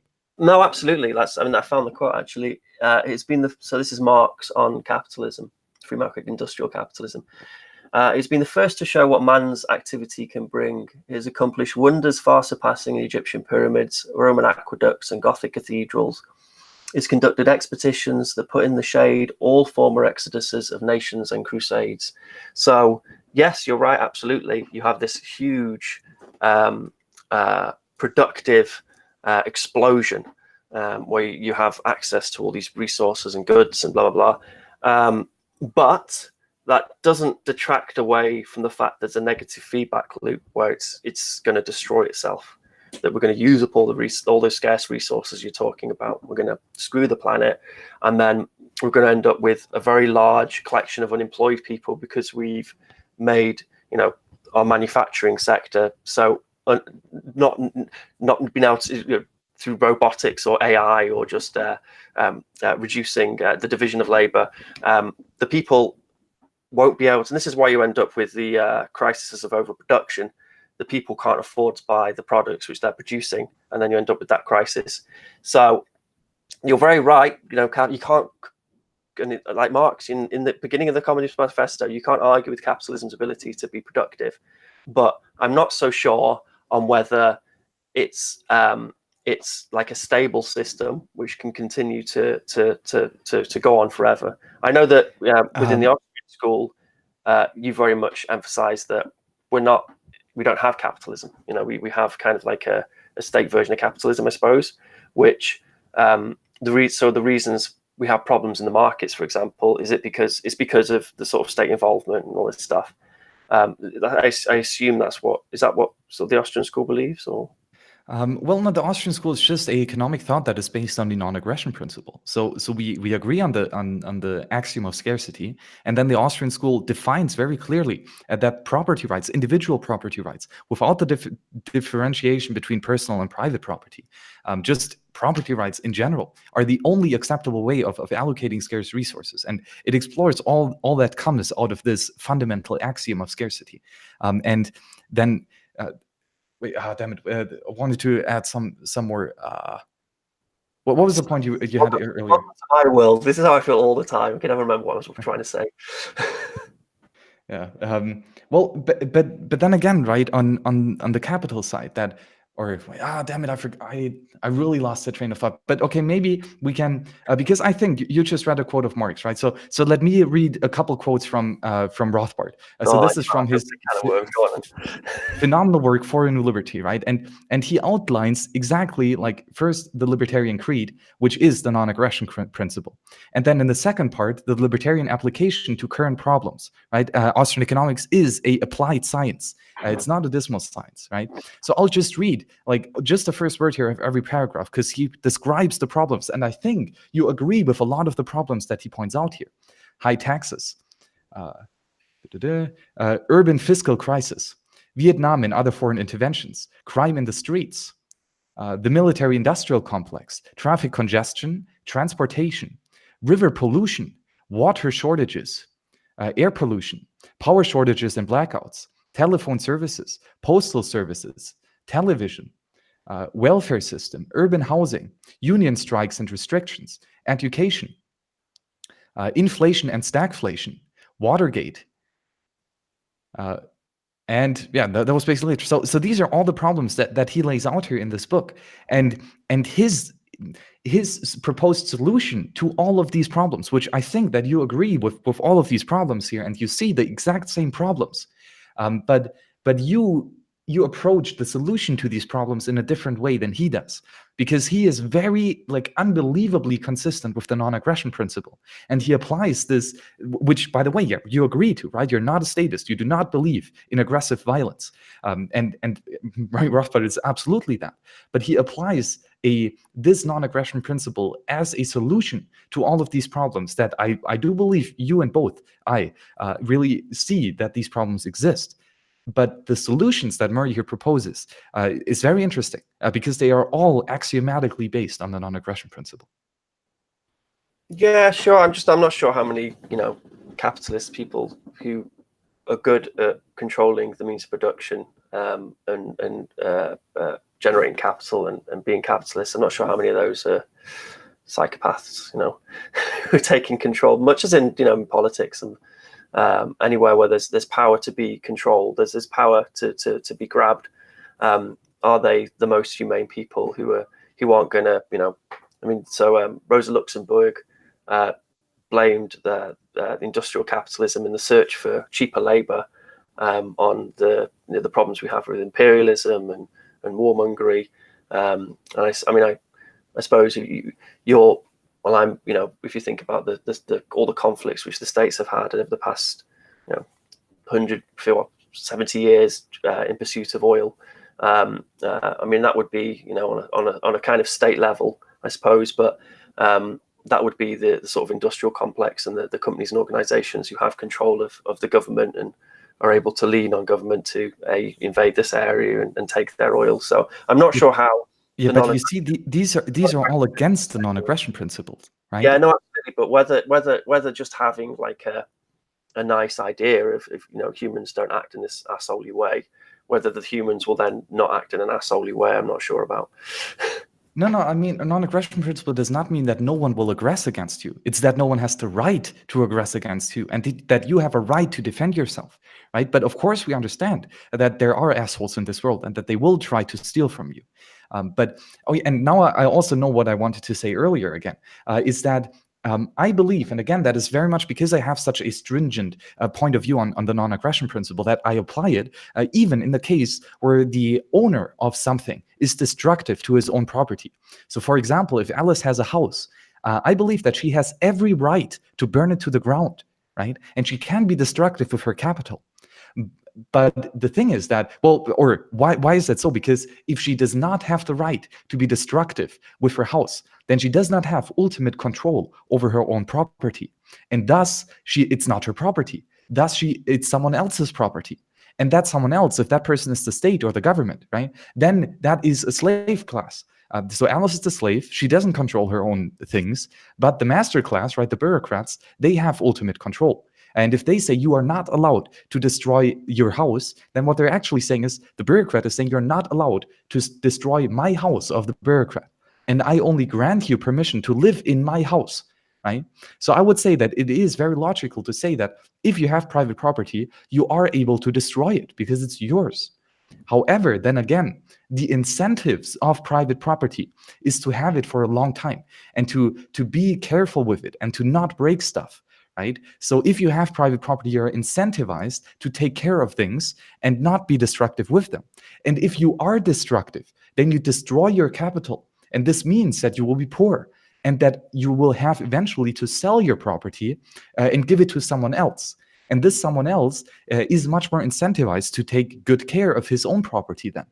So in capitalism, right, just like free allocation of scarce resources, we always allocate these resources to the most efficient entrepreneur who takes the most care of these things. Are they though? I mean, so is Jeff Bezos has he earned the value which he's got? Like, have you earned the house that you live in, and would you burn it to the ground? Is he the most valuable? So I mean, so on the house burning example, so there are laws obviously to stop me from burning my own house down. Well, but this means it's not your house. Well, the laws probably exist so I don't then set fire to my next door's house or to my neighbor's house. So okay, but then you would be aggressing against. Again, I'm not for aggression and burning someone else's house, even inevitably like that's not okay. I'm not actively aggressive towards you, but the flames gleam. But let's assume your house is on a lonely island and you're not going to touch the property of someone else. Do you have the right to burn it down? There's no government there to do anything about it, is there? But no, I mean, so Mark's on state here. So the society which organizes production anew on the basis of free and equal association of the producers will put the whole state machinery where it will then belong, into the Museum of Antiquities next to the spinning wheel and the bronze axe. The idea being that hopefully, and it's funny because it's probably similar to what you would want and advocate, is that society would run based on some, truisms or principles, which would then mean that you wouldn't need a big brother, a big state to control people. Socialists think the exact same thing, except they believe it's, equipping producers with the means of production. Well, and if you say that producers are the homesteaders, then I very much agree with you. It's just a question, how can you acquire property? And I say the only way to acquire property is by either homesteading unused goods that are abundant in nature, or by exchanging them. These are the only two things that you can get stuff. Either you produce it yourself, or you exchange it voluntarily with someone else. Yeah, I mean, this is what I like about Bitcoin, bring it back to Bitcoin, in that you can have a homesteader running their own node with a satellite, and then occasionally they have to help come to decision making through consensus and regulate Bitcoin as a community as a whole, by deciding on what software they're going to run for their node and whether they're going to accept that new update or not. I think so for me, libertarianism, you Google libertarianism, go on Wikipedia, look at the second paragraph, and it talks about how the term's co-opted from the left intelligentsia of the 1800s, in which libertarianism, providing the maximum amount of liberty for people, is dependent upon people not being able to control the means of production and control the capital. So how do you ensure the maximum liberty for people? I understand that you have to give people the right to be able to accumulate capital, but then maybe even going with your non-aggression principle, if that right then inflicts other people's ability to be able to accumulate capital or own the means of production, I don't know. The question comes over exploitation and how the workforce is actually being treated. So I've forgotten where I was going with that. Well, the libertarian creed in that sense is first harm no one, then do everything. So all action is allowed as long as they do not harm the property of someone else, right? So again, the exploitation, I agree with exploitation. It's just, it has to be proven that someone is actually involuntary, forced to act something, to give away his property, that he would voluntarily not do so, right? So if Jeff Bezos would put a gun at the postman in hand and be like, you have to deliver the package or else I'm going to kill you or your family, right? Or I'm going to steal your property, then that would be exploitation. That would be theft, right? But because like value is subjective, it's very, very, very difficult to say that Jeff Bezos provides more value than the postman, right? And therefore he's exploiting him. And I think that's not enough of a justification in order to apply force, right, to Jeff Bezos. So I'm saying Jeff Bezos is in his right as long as he does not steal from others. And like the burden of proof is on the accuser, innocent until proven guilty. So unless you prove praxeologically that Jeff Bezos is applying aggressive force against another peaceful individual, then he is in every right to do whatever he wants, right? But as soon as he starts to steal from others, as soon as he starts aggressing against others, like murder, assault, rape, theft, trespassing, lying, these are all things that oppose the natural law of non-aggression. And as soon as he does one of these things, he's wrong and he's evil. But as long as he lives peaceful and based on mutual beneficial exchange and voluntary interaction, then I've nothing against his action. I might criticize him on a personal level and be like, I would have done otherwise, but I've not the right to aggress then or to initiate force against him, right? Because he has done nothing harm. But then you do recognize that the decentralized Amazon is better than the centralized Amazon. Yes, but that is again my subjective view on things. And as long as the centralized Amazon is based on voluntary interaction, I see nothing inherently evil with it. It's only evil if there is some theft involved, right? Yeah. Yeah, so that would be the free and equal association of the producers, wouldn't it? Well, but producers just being individuals and not like individuals working at a thing, producing something, whether it's producing, parcels to your door, whatever. So that's you support, you acknowledge the decentralized Amazon is better, and you acknowledge that. I mean, is working towards the decentralized Amazon, is that wrong, or should it be encouraged? As long as it's peaceful, it is encouraged, yes. And then the question is it more effective at allocating resources, right? Because that's what I'm interested in. We have scarce resources. We cannot do everything we want. We have to allocate on what to focus on. And then the question is a small firm better than a large firm? And I would say if the small firm is like below 150 people, probably even below like 50 or something, and then they are, in my opinion, much more better at allocating scarce resources. And then I would prefer working in a small company, or even like I prefer being self-employed and working for myself in a sense and choosing very, very fluently with whom I associate and collaborate with. But again, if 100,000 people voluntarily engage in a huge company, in a huge conglomerate, then as long as it's peaceful, as long as there's no aggression, there's inherently no ethical argument against it, right? But I would still say that because there is no private property, then within such a huge firm, there is no free exchange. Therefore, there are no prices. And therefore, there's the same calculation problem as Hayek and Mises elaborated greatly on. So as a good capitalist, your job is to squeeze out the competition, to compete, with the other companies. No. So the game Monopoly, the game Monopoly. So that was created to show that given within a shared rule set, that eventually you'll always end up with a monopoly. And that's why the definition of monopoly, I think, has been greatly butchered. I think it's the aggressive exclusion of new entrepreneurs entering the marketplace. And that is per definition only the state that can do that. Only the state has regulation that prohibits someone else from joining the market. Right? I don't think that a monopoly is one individual, one sole entrepreneur providing a service, because Apple is the only one providing iPhones. No. Apple have, right?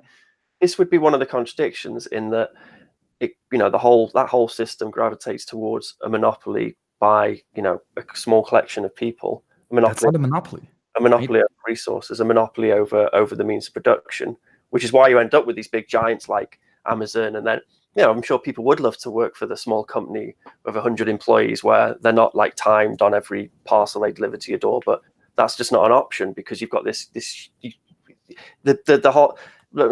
whole system's geared towards creating a monopoly, because you got to have the winner, you got to have the person who wins out against the competition, and then they become stronger. It's true, you get the plucky little company which can maybe move a little bit quicker in a market and maybe find some sort of unique angle to approach a market in where they'll have some small advantage for a small period, but then generally the big company will squash that innovation and incorporate them into their company or whatever, or so you end up with this big monopoly. You end up with a big company then just controlling all the other companies and controlling the market. And that's the thing I fear for, that would, it's happening. And then I fear that it would happen more, that everything just comes under the umbrella of a few companies which anyone has control over. So I advocate bringing democracy into the workplace and then trying to create a decentralized Amazon. And that's it. That's all. That's as a Bitcoin socialism is advocating that the means of production, distribution, and exchange be regulated or owned by the community as a whole. And decision making is done in a decentralized fashion through consensus. But I would say, like, you can only have decentralized decision making for non-scarce ideas like the Bitcoin protocol. You cannot have that for scarce goods. Like, we cannot all decide on what to do, for example, with my glass. Right? If we have a vote on what to do with my glass, and anyone can have the same equal amount of right, like, we have to rip it apart. Right? And it's very, very difficult to, or near impossible. I'm not saying the whole planet should sit down and think what we're going to do with Max's glass right now. What I'm saying is that the producers, the people who are actually producing something or work for within an organization, they have control, some autonomy over the decision-making process. With their own property they have, but not with the property of someone else.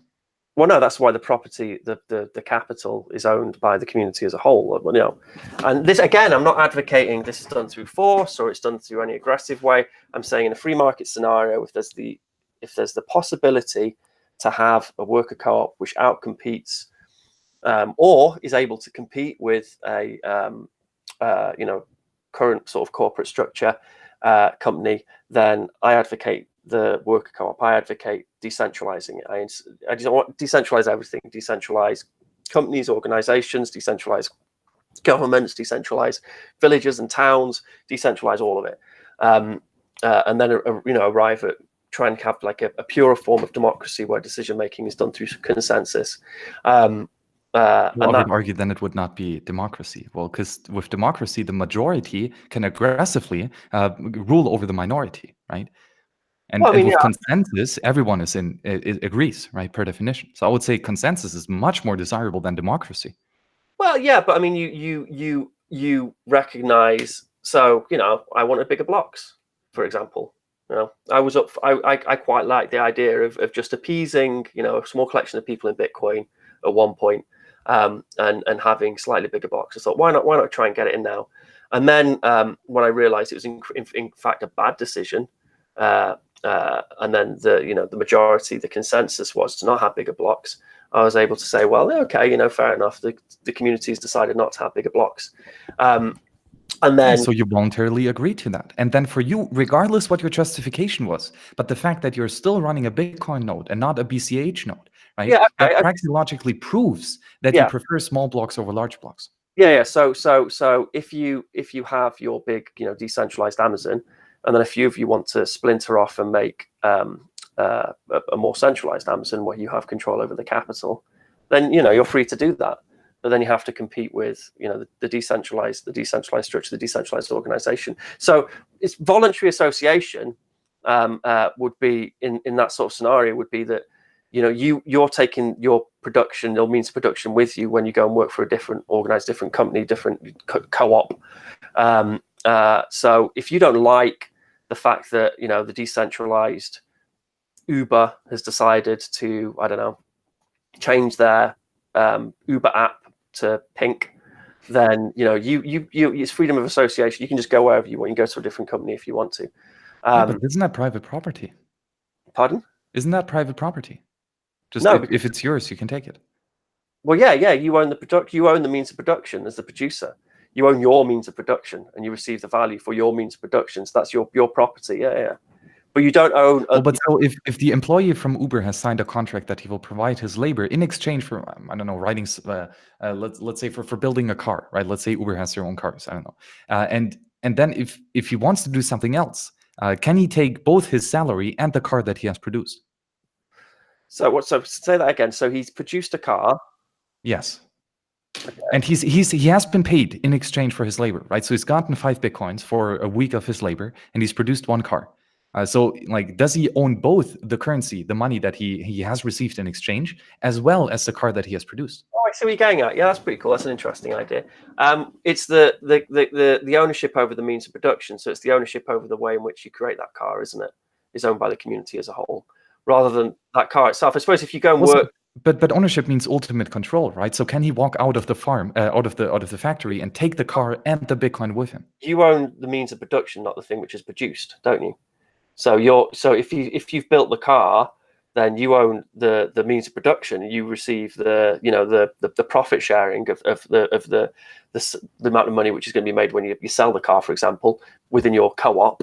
But you don't. That doesn't mean you own the car, does it? Well, but he's already been paid his wage up front, right? And the entrepreneur had the risk of actually selling the car. So does he get paid both at the time where he produces and later at the time where he has a profit? I suppose that would be the rules you lay out in the decision-making process, the consensus decision-making process. All the employees of the Uber, if they build a car, they get to keep it or not. I don't know, and that's a rule within the organization you have to reach agreement upon. You know? Well, but you see, then when you are participated at the profit, then you are a capitalist, right? You're allocating scarce resources today in order to hope for a profit in the future, and then you're no longer a wage employee. Then you are a capitalist, an entrepreneur. But if you get a wage, right, and you don't have the risk of actually selling the product at a later point of time to an end customer, right, then you are a wage employee. And the risk of not being able to sell the car to the customer, that is the risk that the entrepreneur, the capitalist, has to take. So, well, yeah, I mean, let them compete in a free market. But the you owning the community as a whole owning the capital, the means of production. Yeah, I suppose that. But what is the means of production? I don't get it. In a co-op would become a tiny little capitalist, I guess, over their own means of production. So yeah, you're right. Maybe it's like a purer form of capitalism. Who knows? But no, capitalism is favors the capitalist who owns the means of production. I favor decentralization, and I favor democracy within the enterprise. Well, I don't really think that capitalism favors the capitalist. It's just we have a capitalist. He takes on the risk of providing a service in the uncertain future, and he has a risk of losing stuff. But he's willing to take on that risk and to put his capital on the line, right? His savings, to then pay the wage people who do not have the risk, right? They get paid today. That's why they get the wage, and they don't get the profit sharing. Yeah, that's that in that scenario, if they want to go and work for a wage for another company, then go and work for a wage for another company. What I'm proposing is that the ability to be able to make a worker co-op will be more efficient, and it will just outcompete any centralized company which you're going to make anyway. Maybe a small scale centralized company could work, but and in that, if you have like small scale capitalist enterprise, that's not going to have like a negative effect on the whole. The point is that the whole capitalist system, where you have a smaller and smaller amount of people with more and more of the world's value. I don't think that's capitalism. Like, I don't think that's the definition of it. No, but that is capitalist. This is the analysis of capitalism. This is what happens. Well, but you see, I think that is a reason of fiat currency, right? Of having the Cantillon effect that the money producers gain at the expense of those that hodl the currency. Plus, together with state aggression of monopolistic rights, in the sense that, for example, Jeff Bezos is now paying the state regulator to put on additional regulations on e-commerce, right? So that the small firm is prohibited from entering the market. I think aggression is the fundamental cause of centralization, and not the aspect of saving. Like, if you save for the future, why is there a tendency towards centralization for savings? I don't get it. Capitalism is savings.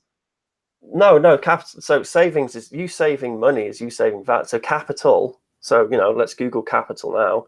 Capital is define capital. Capital. Wealth in the form of money or assets owned by a person, organization, or available for the purpose such as starting a company or investing. Okay, yeah, so there you're right. So capital's. Yeah. So for example, like on a very simple, isolated individual case, right? If Alice is fishing and she's fishing with her bare hands, right? She has to grab into the water, and it's very ineffective. Maybe she can get one fish per day, right? But she needs to get that one fish per day in order to eat, right? But if she wants to be more effective, then she has to save up. Let's say for one day she's not going to eat a fish. but then she uses her time not to catch that fish, but actually to go and build a fishing rod, right?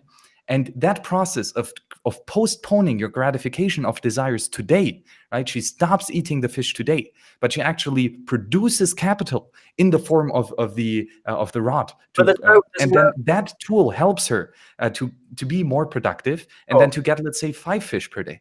But there's no conflict between like her and the people, the vast numbers of people she's employing. There's no wealth disparity. There's no like.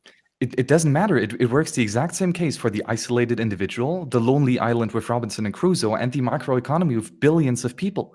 It doesn't matter. Saving up for the future and building tools that help you to remove uneasiness by solving problems works the exact same way all the time. That is capitalism, I think. No, I mean, so your case of the Robinson Crusoe of someone on an island in that, where you have someone building a fishing rod and deciding whether they're going to allocate resources to building it now or to tomorrow so they can build a better fishing rod. There's no exploitation there. There's no conflict. There's no. Agreed. There is no aggression in capitalism inherently. But that, like, as I described it, that is the definition of capitalism. Those who assume the role of the capitalist generally aren't the best of people, and then in order for their profits to be made larger, they have to exploit the workers more and more. And then if you end up with a truly competitive market where the profit margin becomes smaller and smaller and smaller, which is what's happening, then you end up with that squeeze on the workers becoming more and more, to the point where the workers get paid regardless. The workers get their wage. The entrepreneur, the capitalist, he has to live with the thinner profit margin, but that's his cost, not the one of the wage person. But that would depend on the amount of people you've got willing to work for that wage. So if you have a few people willing to work for that wage, they can charge a lot for their time. Whereas if you have an overwhelming amount of unemployed people, then the workers can be exploited more. That they can, the person who owns the means of production can then pay them less. What I'm saying. So outside of the realm of this kind of, I feel like we're sort of like chasing our tails somewhat. Outside of the realm of theirs, I advocate decentralization in the workplace. I advocate decentralization of money. I advocate decentralization in the workplace. I advocate decentralization of state and government. And decentralization, by definition, is socializing control. And that is, for me, socialism. Well, it's not for me socialism. That is, by definition, socialism. I think it's freedom. Like, decentralization of control means ultimate power to the individual, right? Free choices for the individual. But that's anarchy. No. Decentralizing, well, yeah, I mean, and it is anarchism in effect. So anarchism is born out of the far left of socialism. That's where anarchism comes from. Like, I just says don't steal from others. Like that's anarchy. Period. Yeah, well, Proudhon, the first person to claim himself an anarchist, said that property is theft. So it's but that's stupid. Like it's not. No, like there's been a long tradition of the anarchist movement from its very foundations. Look at Bakunin, for example. I read some Bakunin. Yeah, Bakunin's good. Yeah, Bakunin's good, but he talks about capitalism in a very negative light and private ownership over the means of, like, you can't have human freedom when someone has private ownership over the means of capital.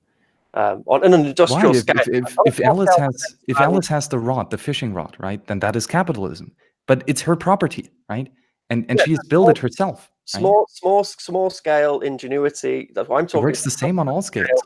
Industrial scale capitalism is inherently flawed, and it will collapse in on itself under its own contradictions. So we're all expecting the next massive economic crisis, aren't we? But that's based on an increase of the money supply, which is theft, right?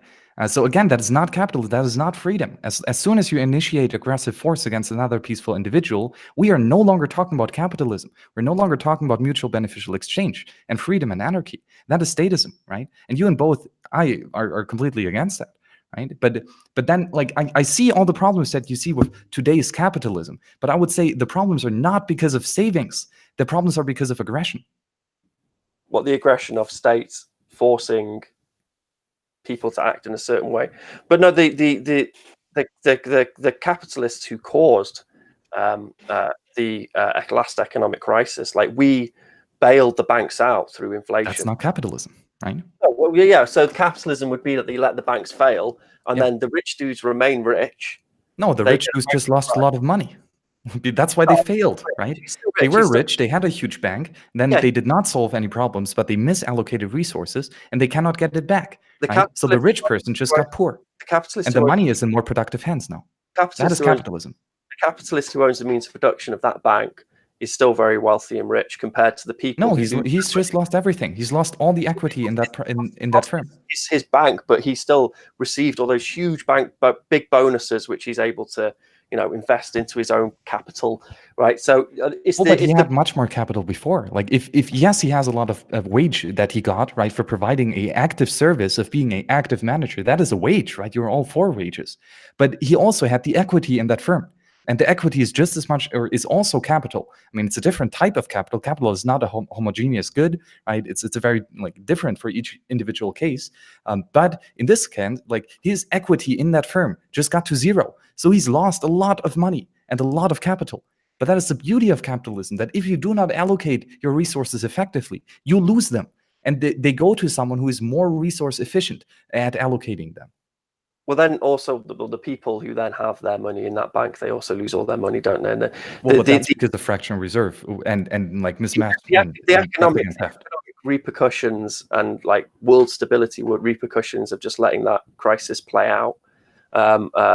It's not worth teaching the market a lesson by just letting it play out. The reality is you end up with people starving and a miserable time, and then eventually conflict.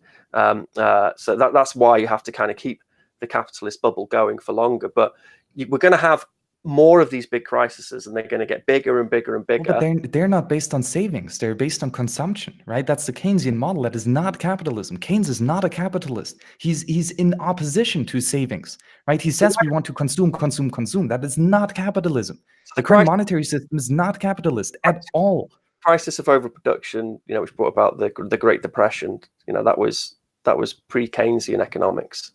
No, that was actually Mary Rothbard has a great revisionist history book on the first and second huge financial crisis of the 20th century, and that was actually right after the Federal Reserve came in, and their solution to the economic bust was to print more money and to do bailouts, and that's why the bust was so long. Right? They built up the boom, and then the bust happened for a very long time. So that was, again, no free individuals. That was theft here at work. And that is why it is a chaos, because it is based in falsehood.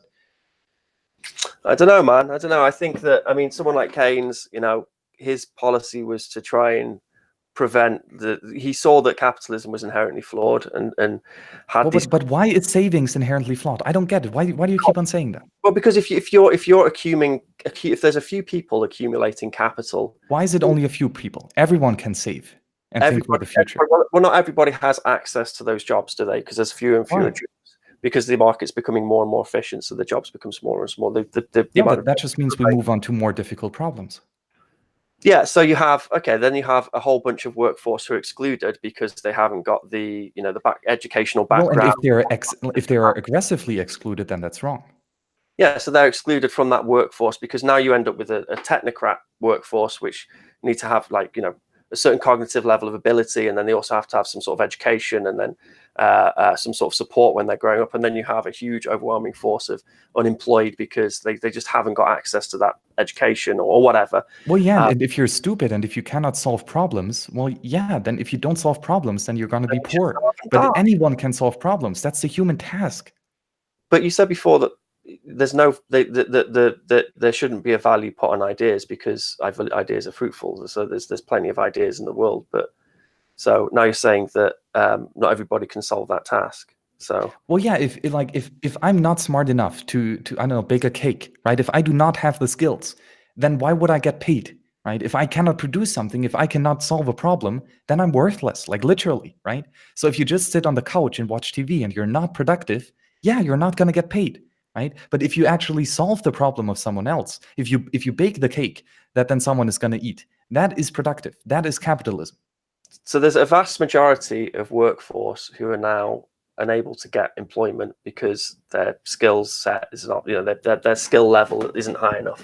Yeah, and learn something, be productive.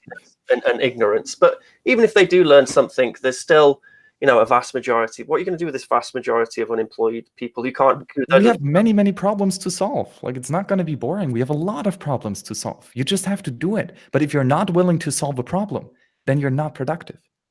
Yeah, I mean, I take issue with the idea that unless you're willing to solve a problem, unless you're in the position where you can solve a problem and then get financial remuneration for it, then you're worthless. But but you see, we're always in a position to solve a problem because humans always act, and every action is per definition to remove a problem. Yeah, I mean, but why can't your problem solving interpretation of humanity? Why can't that be applied to like a decentralized worker co-op? No, it can, as long as it's peaceful. So as long as it's peaceful, then you would advocate that. Oh yeah, for sure. Yeah, like that's my entire point. Like, don't steal from others. Period. Like that's my axiom. That's my baseline.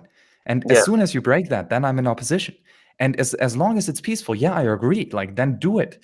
And as I said, you can like peacefully go into 100,000 like person large firm and live the communist life there, right? And not have any property. Which, by the way, like a huge firm is communism. No individual private property, right? But I would say then, because of the lack of information and the lack of interpersonal exchange and prices, you do not know how to allocate resources in such a scenario, and then you're going to be destructive.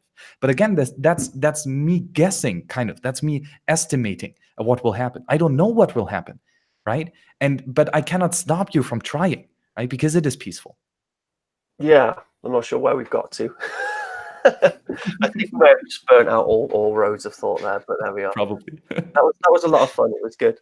I'm still sort of in the same position. You didn't convert me. I still think there's so to summarize our positions, shall we? Is it worth it? One last time.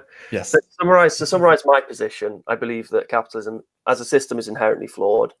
It centralizes control, and then often drifts towards monopoly. And I think that because of that, you end up with some conflict between the lower and the higher. There's some small amount of people who own the control. And then because of that, there will be some sort of revolution. And that revolution will come through in the form of decentralizing technologies, which Bitcoin is, for example. And then hopefully we can take that technology, we can use it to have decision-making by consensus in big organizational structures. And that'll benefit humanity. However, with the robot workforce and through everyone having self-replicators in their houses, then who knows where we're going to end up. But society changes and technology leads the way. So, democratize the enterprise, get rid of feudalism, and then make it democracy in the workplace. And it'll be more efficient, and more ideas will flow, and it'll be a much more human way of producing value. That's to summarize my position on that. And you advocate, well, you don't advocate, but you support when it happens, the decentralized Amazon, then you'll be supporting it, which is what I want to hear. It's good. Well, I support any action that is peaceful. And as long as you do not aggress against the individual private property of someone else, then any action is tolerable in the ethical sense. Then the question is more, how is it efficient or not? And here I would say we need to have interpersonal exchange with private property. Because if we can actually prove praxeologically the marginal benefit of individuals by seeing their free and voluntary actions in the market, we can then much easier realize what task to focus on and what problems to solve. And in that sense, you only can get property if you either homestead it, which is you use abundant resources that are unappropriated, right, that no one else uses, or you peacefully exchange your property against the property of someone else. These are the only two ways of accumulate or of achieving property. And anything else, right, that is then inherently not based on voluntary action to get your property, and that is the political means, right? So I would say that this is inherently evil, right, to steal from others, to murder them, and thus it is not desirable.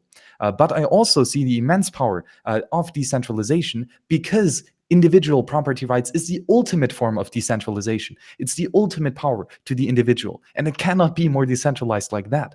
But that goes for all the property. I do not differentiate between personal and private property. Like anything that you homestead, anything that you voluntarily exchange for is yours. And I don't see that there is a differentiation here in scale. It works for the isolated individual, it works for Robinson and Crusoe, and it works for the macro economy of billions of sovereign individuals. But yeah, Ben, I think again, like we agree on a lot, and especially in the ends that we want to achieve. And again, as long as you are peaceful and as long as you do not steal from others, I fully support you in pretty much everything that you do. So I really, really very much enjoyed our conversation. I think it was very, very fruitful. It was very civil. We did not kill each Well, other. That was nice. We did not yell at each other. yeah. No, it was really good. It was really good. And you asked me some difficult questions. I particularly like the.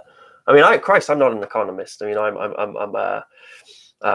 I'm somebody who I was an educator, and I worked with some very underprivileged people who I would worry about in a truly sort of free market scenario. But I honestly didn't think that something like socialism was even a probable.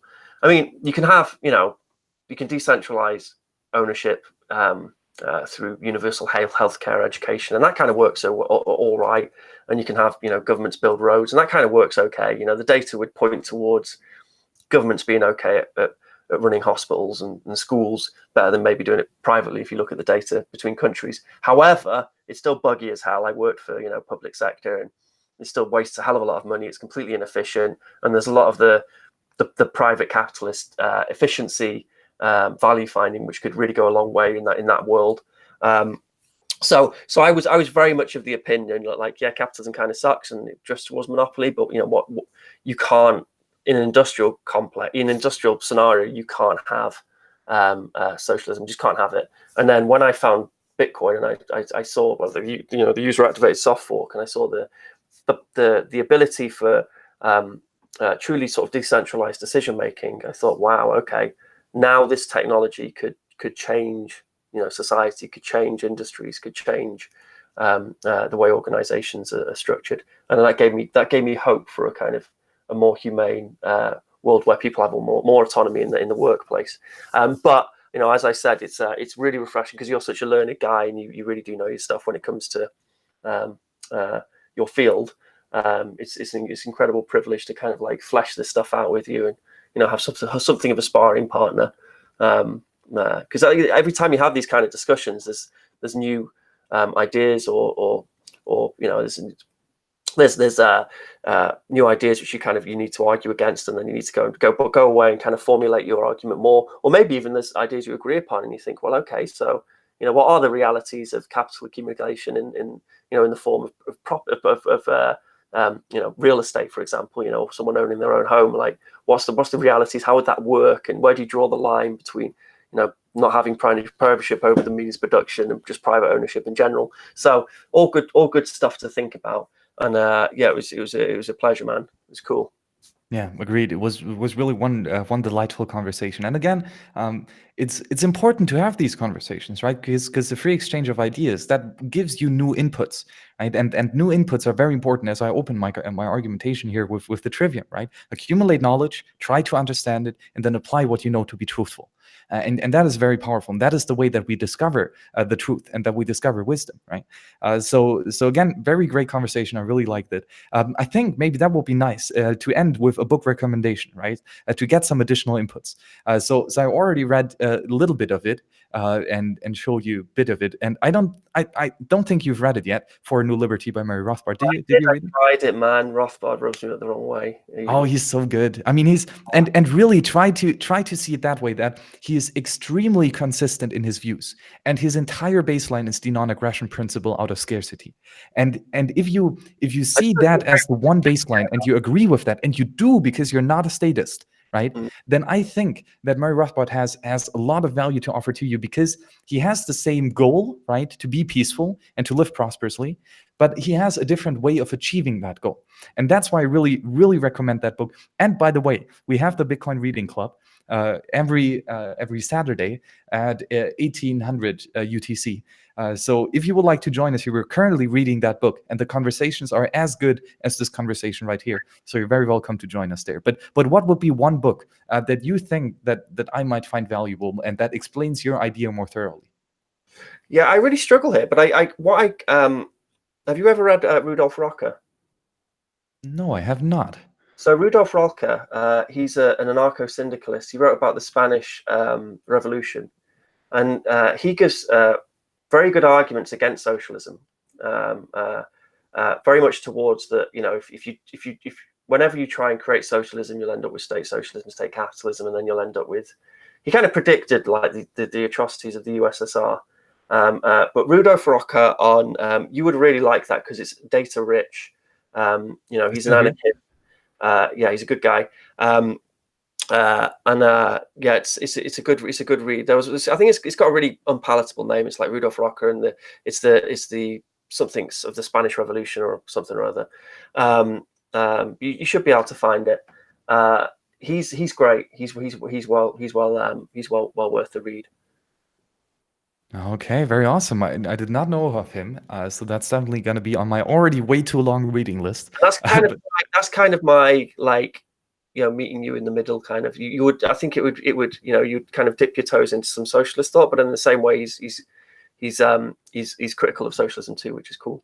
And then apart from that, yeah, I always struggle making recommendations. I don't like it. No, but that's a very good one, and I'll look into it. Why not? Because I mean, you mentioned Hayek, but I don't really often hear you talking about Hayek. It's more Mises and Rothbard. Yeah, that is true because Hayek, I mean, his work on knowledge is beautiful and breathtaking, and his discourse on voluntary servitude on the road to serfdom is also very good. Although reading it again just recently, it's rather more of an introductory work, and he leaves out a lot of more of the more nuanced analysis. So I like Hayek, but I really do prefer Rothbard just because of Rothbard's immense consistency.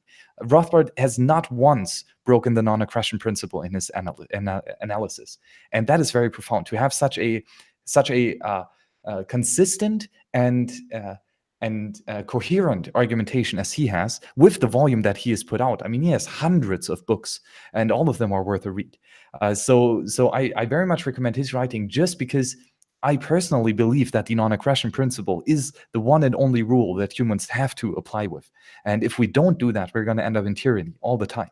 And so having an author that defends this claim and provides the most beautiful of argumentations based on that claim is very, very profound. And that's why I'm such a big fan of his writings. I always kind of thought that, I mean, I don't really know much about the field at all, but I always kind of, I don't know where I kind of got the idea from. I don't know whether it's true or not. But Hayek was more of the idea that, you know, society does change, and that maybe society will move forward and change in the future. Or, you know, he kind of saw bugs in the system, which he kind of wanted to fix, maybe through kind of a state approach. So I kind of, because obviously he's like the more accepted vanilla version of Austrian economics almost, as he's the one which, you know, the politicians read, isn't he? As opposed to maybe Mises, you know? Yeah, and I would say especially the later Hayek. The early Hayek was an anarchist, and very much so, and very consistent in his early writings. And later, especially then at the later age when he got his Nobel Prize. Again, I mean, the Nobel Prize was for his amazing work on knowledge and the use of knowledge in society. But later he was more and more he made more and more justifications for applying aggression. And that is just where I see Rothbard being extremely consistent, to never bow down to aggression and to never make some odd justification for it. And then, yeah, but maybe to the uncertainty. Okay, go ahead. I think this is the bit I struggled with actually with Rothbard when I read, because he was very much of that kind of 50s anti-USSR movement, anti-socialist movement, and they kind of, and I can see why. And I think Mises was guilty of it as well. I think the whole sort of Austrian school is kind of guilty of it, of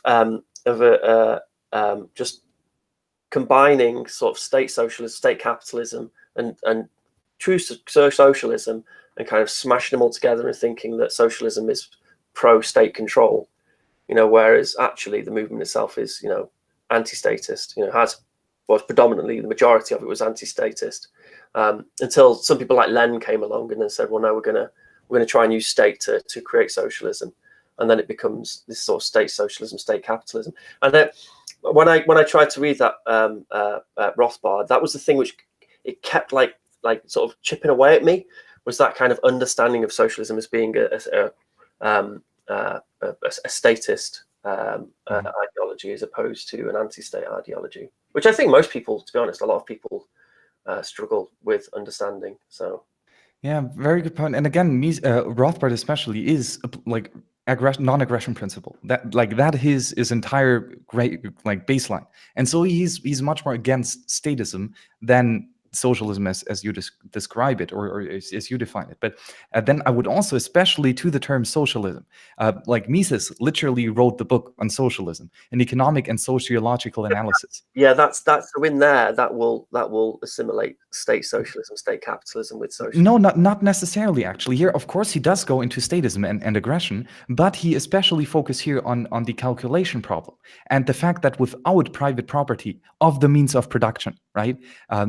Without having that, you cannot have prices and you cannot allocate these resources. All right, yeah, I see. We have price discovery, and then you end Exactly, price discovery. That is his point here. I mean, it's a very, very profound book, and I again very much recommend you to read this.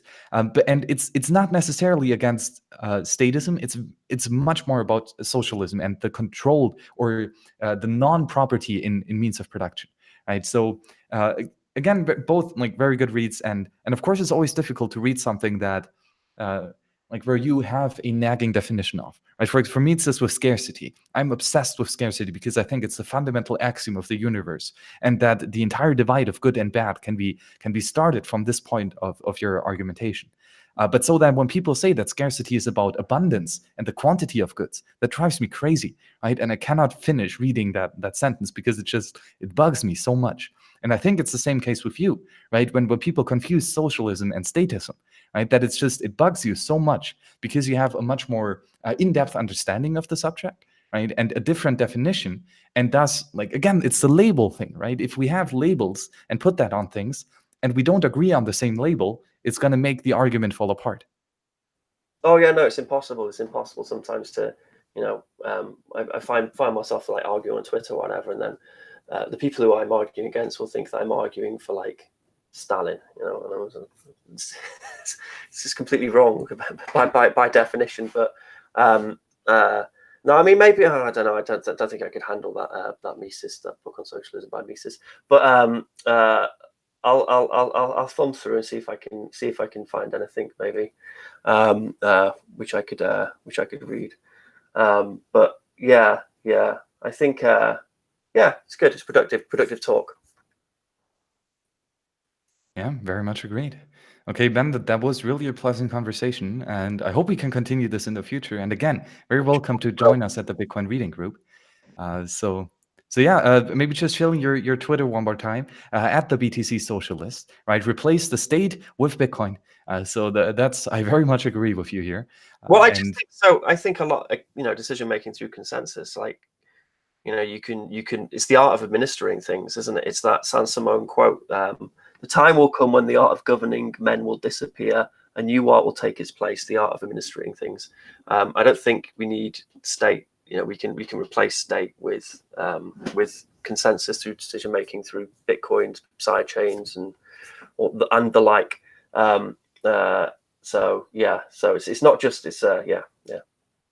But so on my Twitter, it links to a playlist which Max very kindly put together for me, and that's on the World Crypto Network, and that's for my little projects which I've been exploring with Internet of Things. And that was inspired by an Andreas quote in an interview he did, where he said that there's two kind of versions of an Internet of Things which will exist in the future. There's the one which is controlled by corporations and government, where they can have access to all your devices as listening devices, and they can, you've got your Alexa which you install in your house, and it collects all this data on you, and they can sell the data and blah blah blah.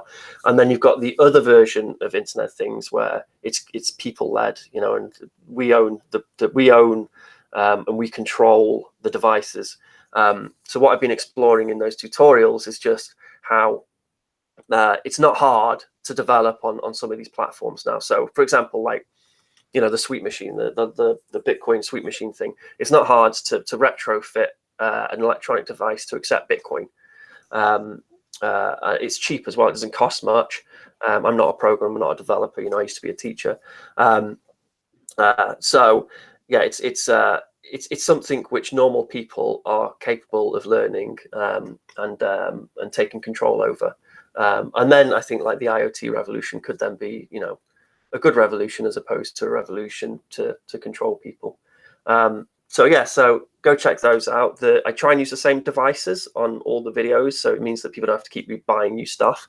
And I got like more projects you make on this, the more ideas you have for new projects. So I've got like a massive backlog of complicated projects which are consuming all my time and trying to complete or trying to work towards.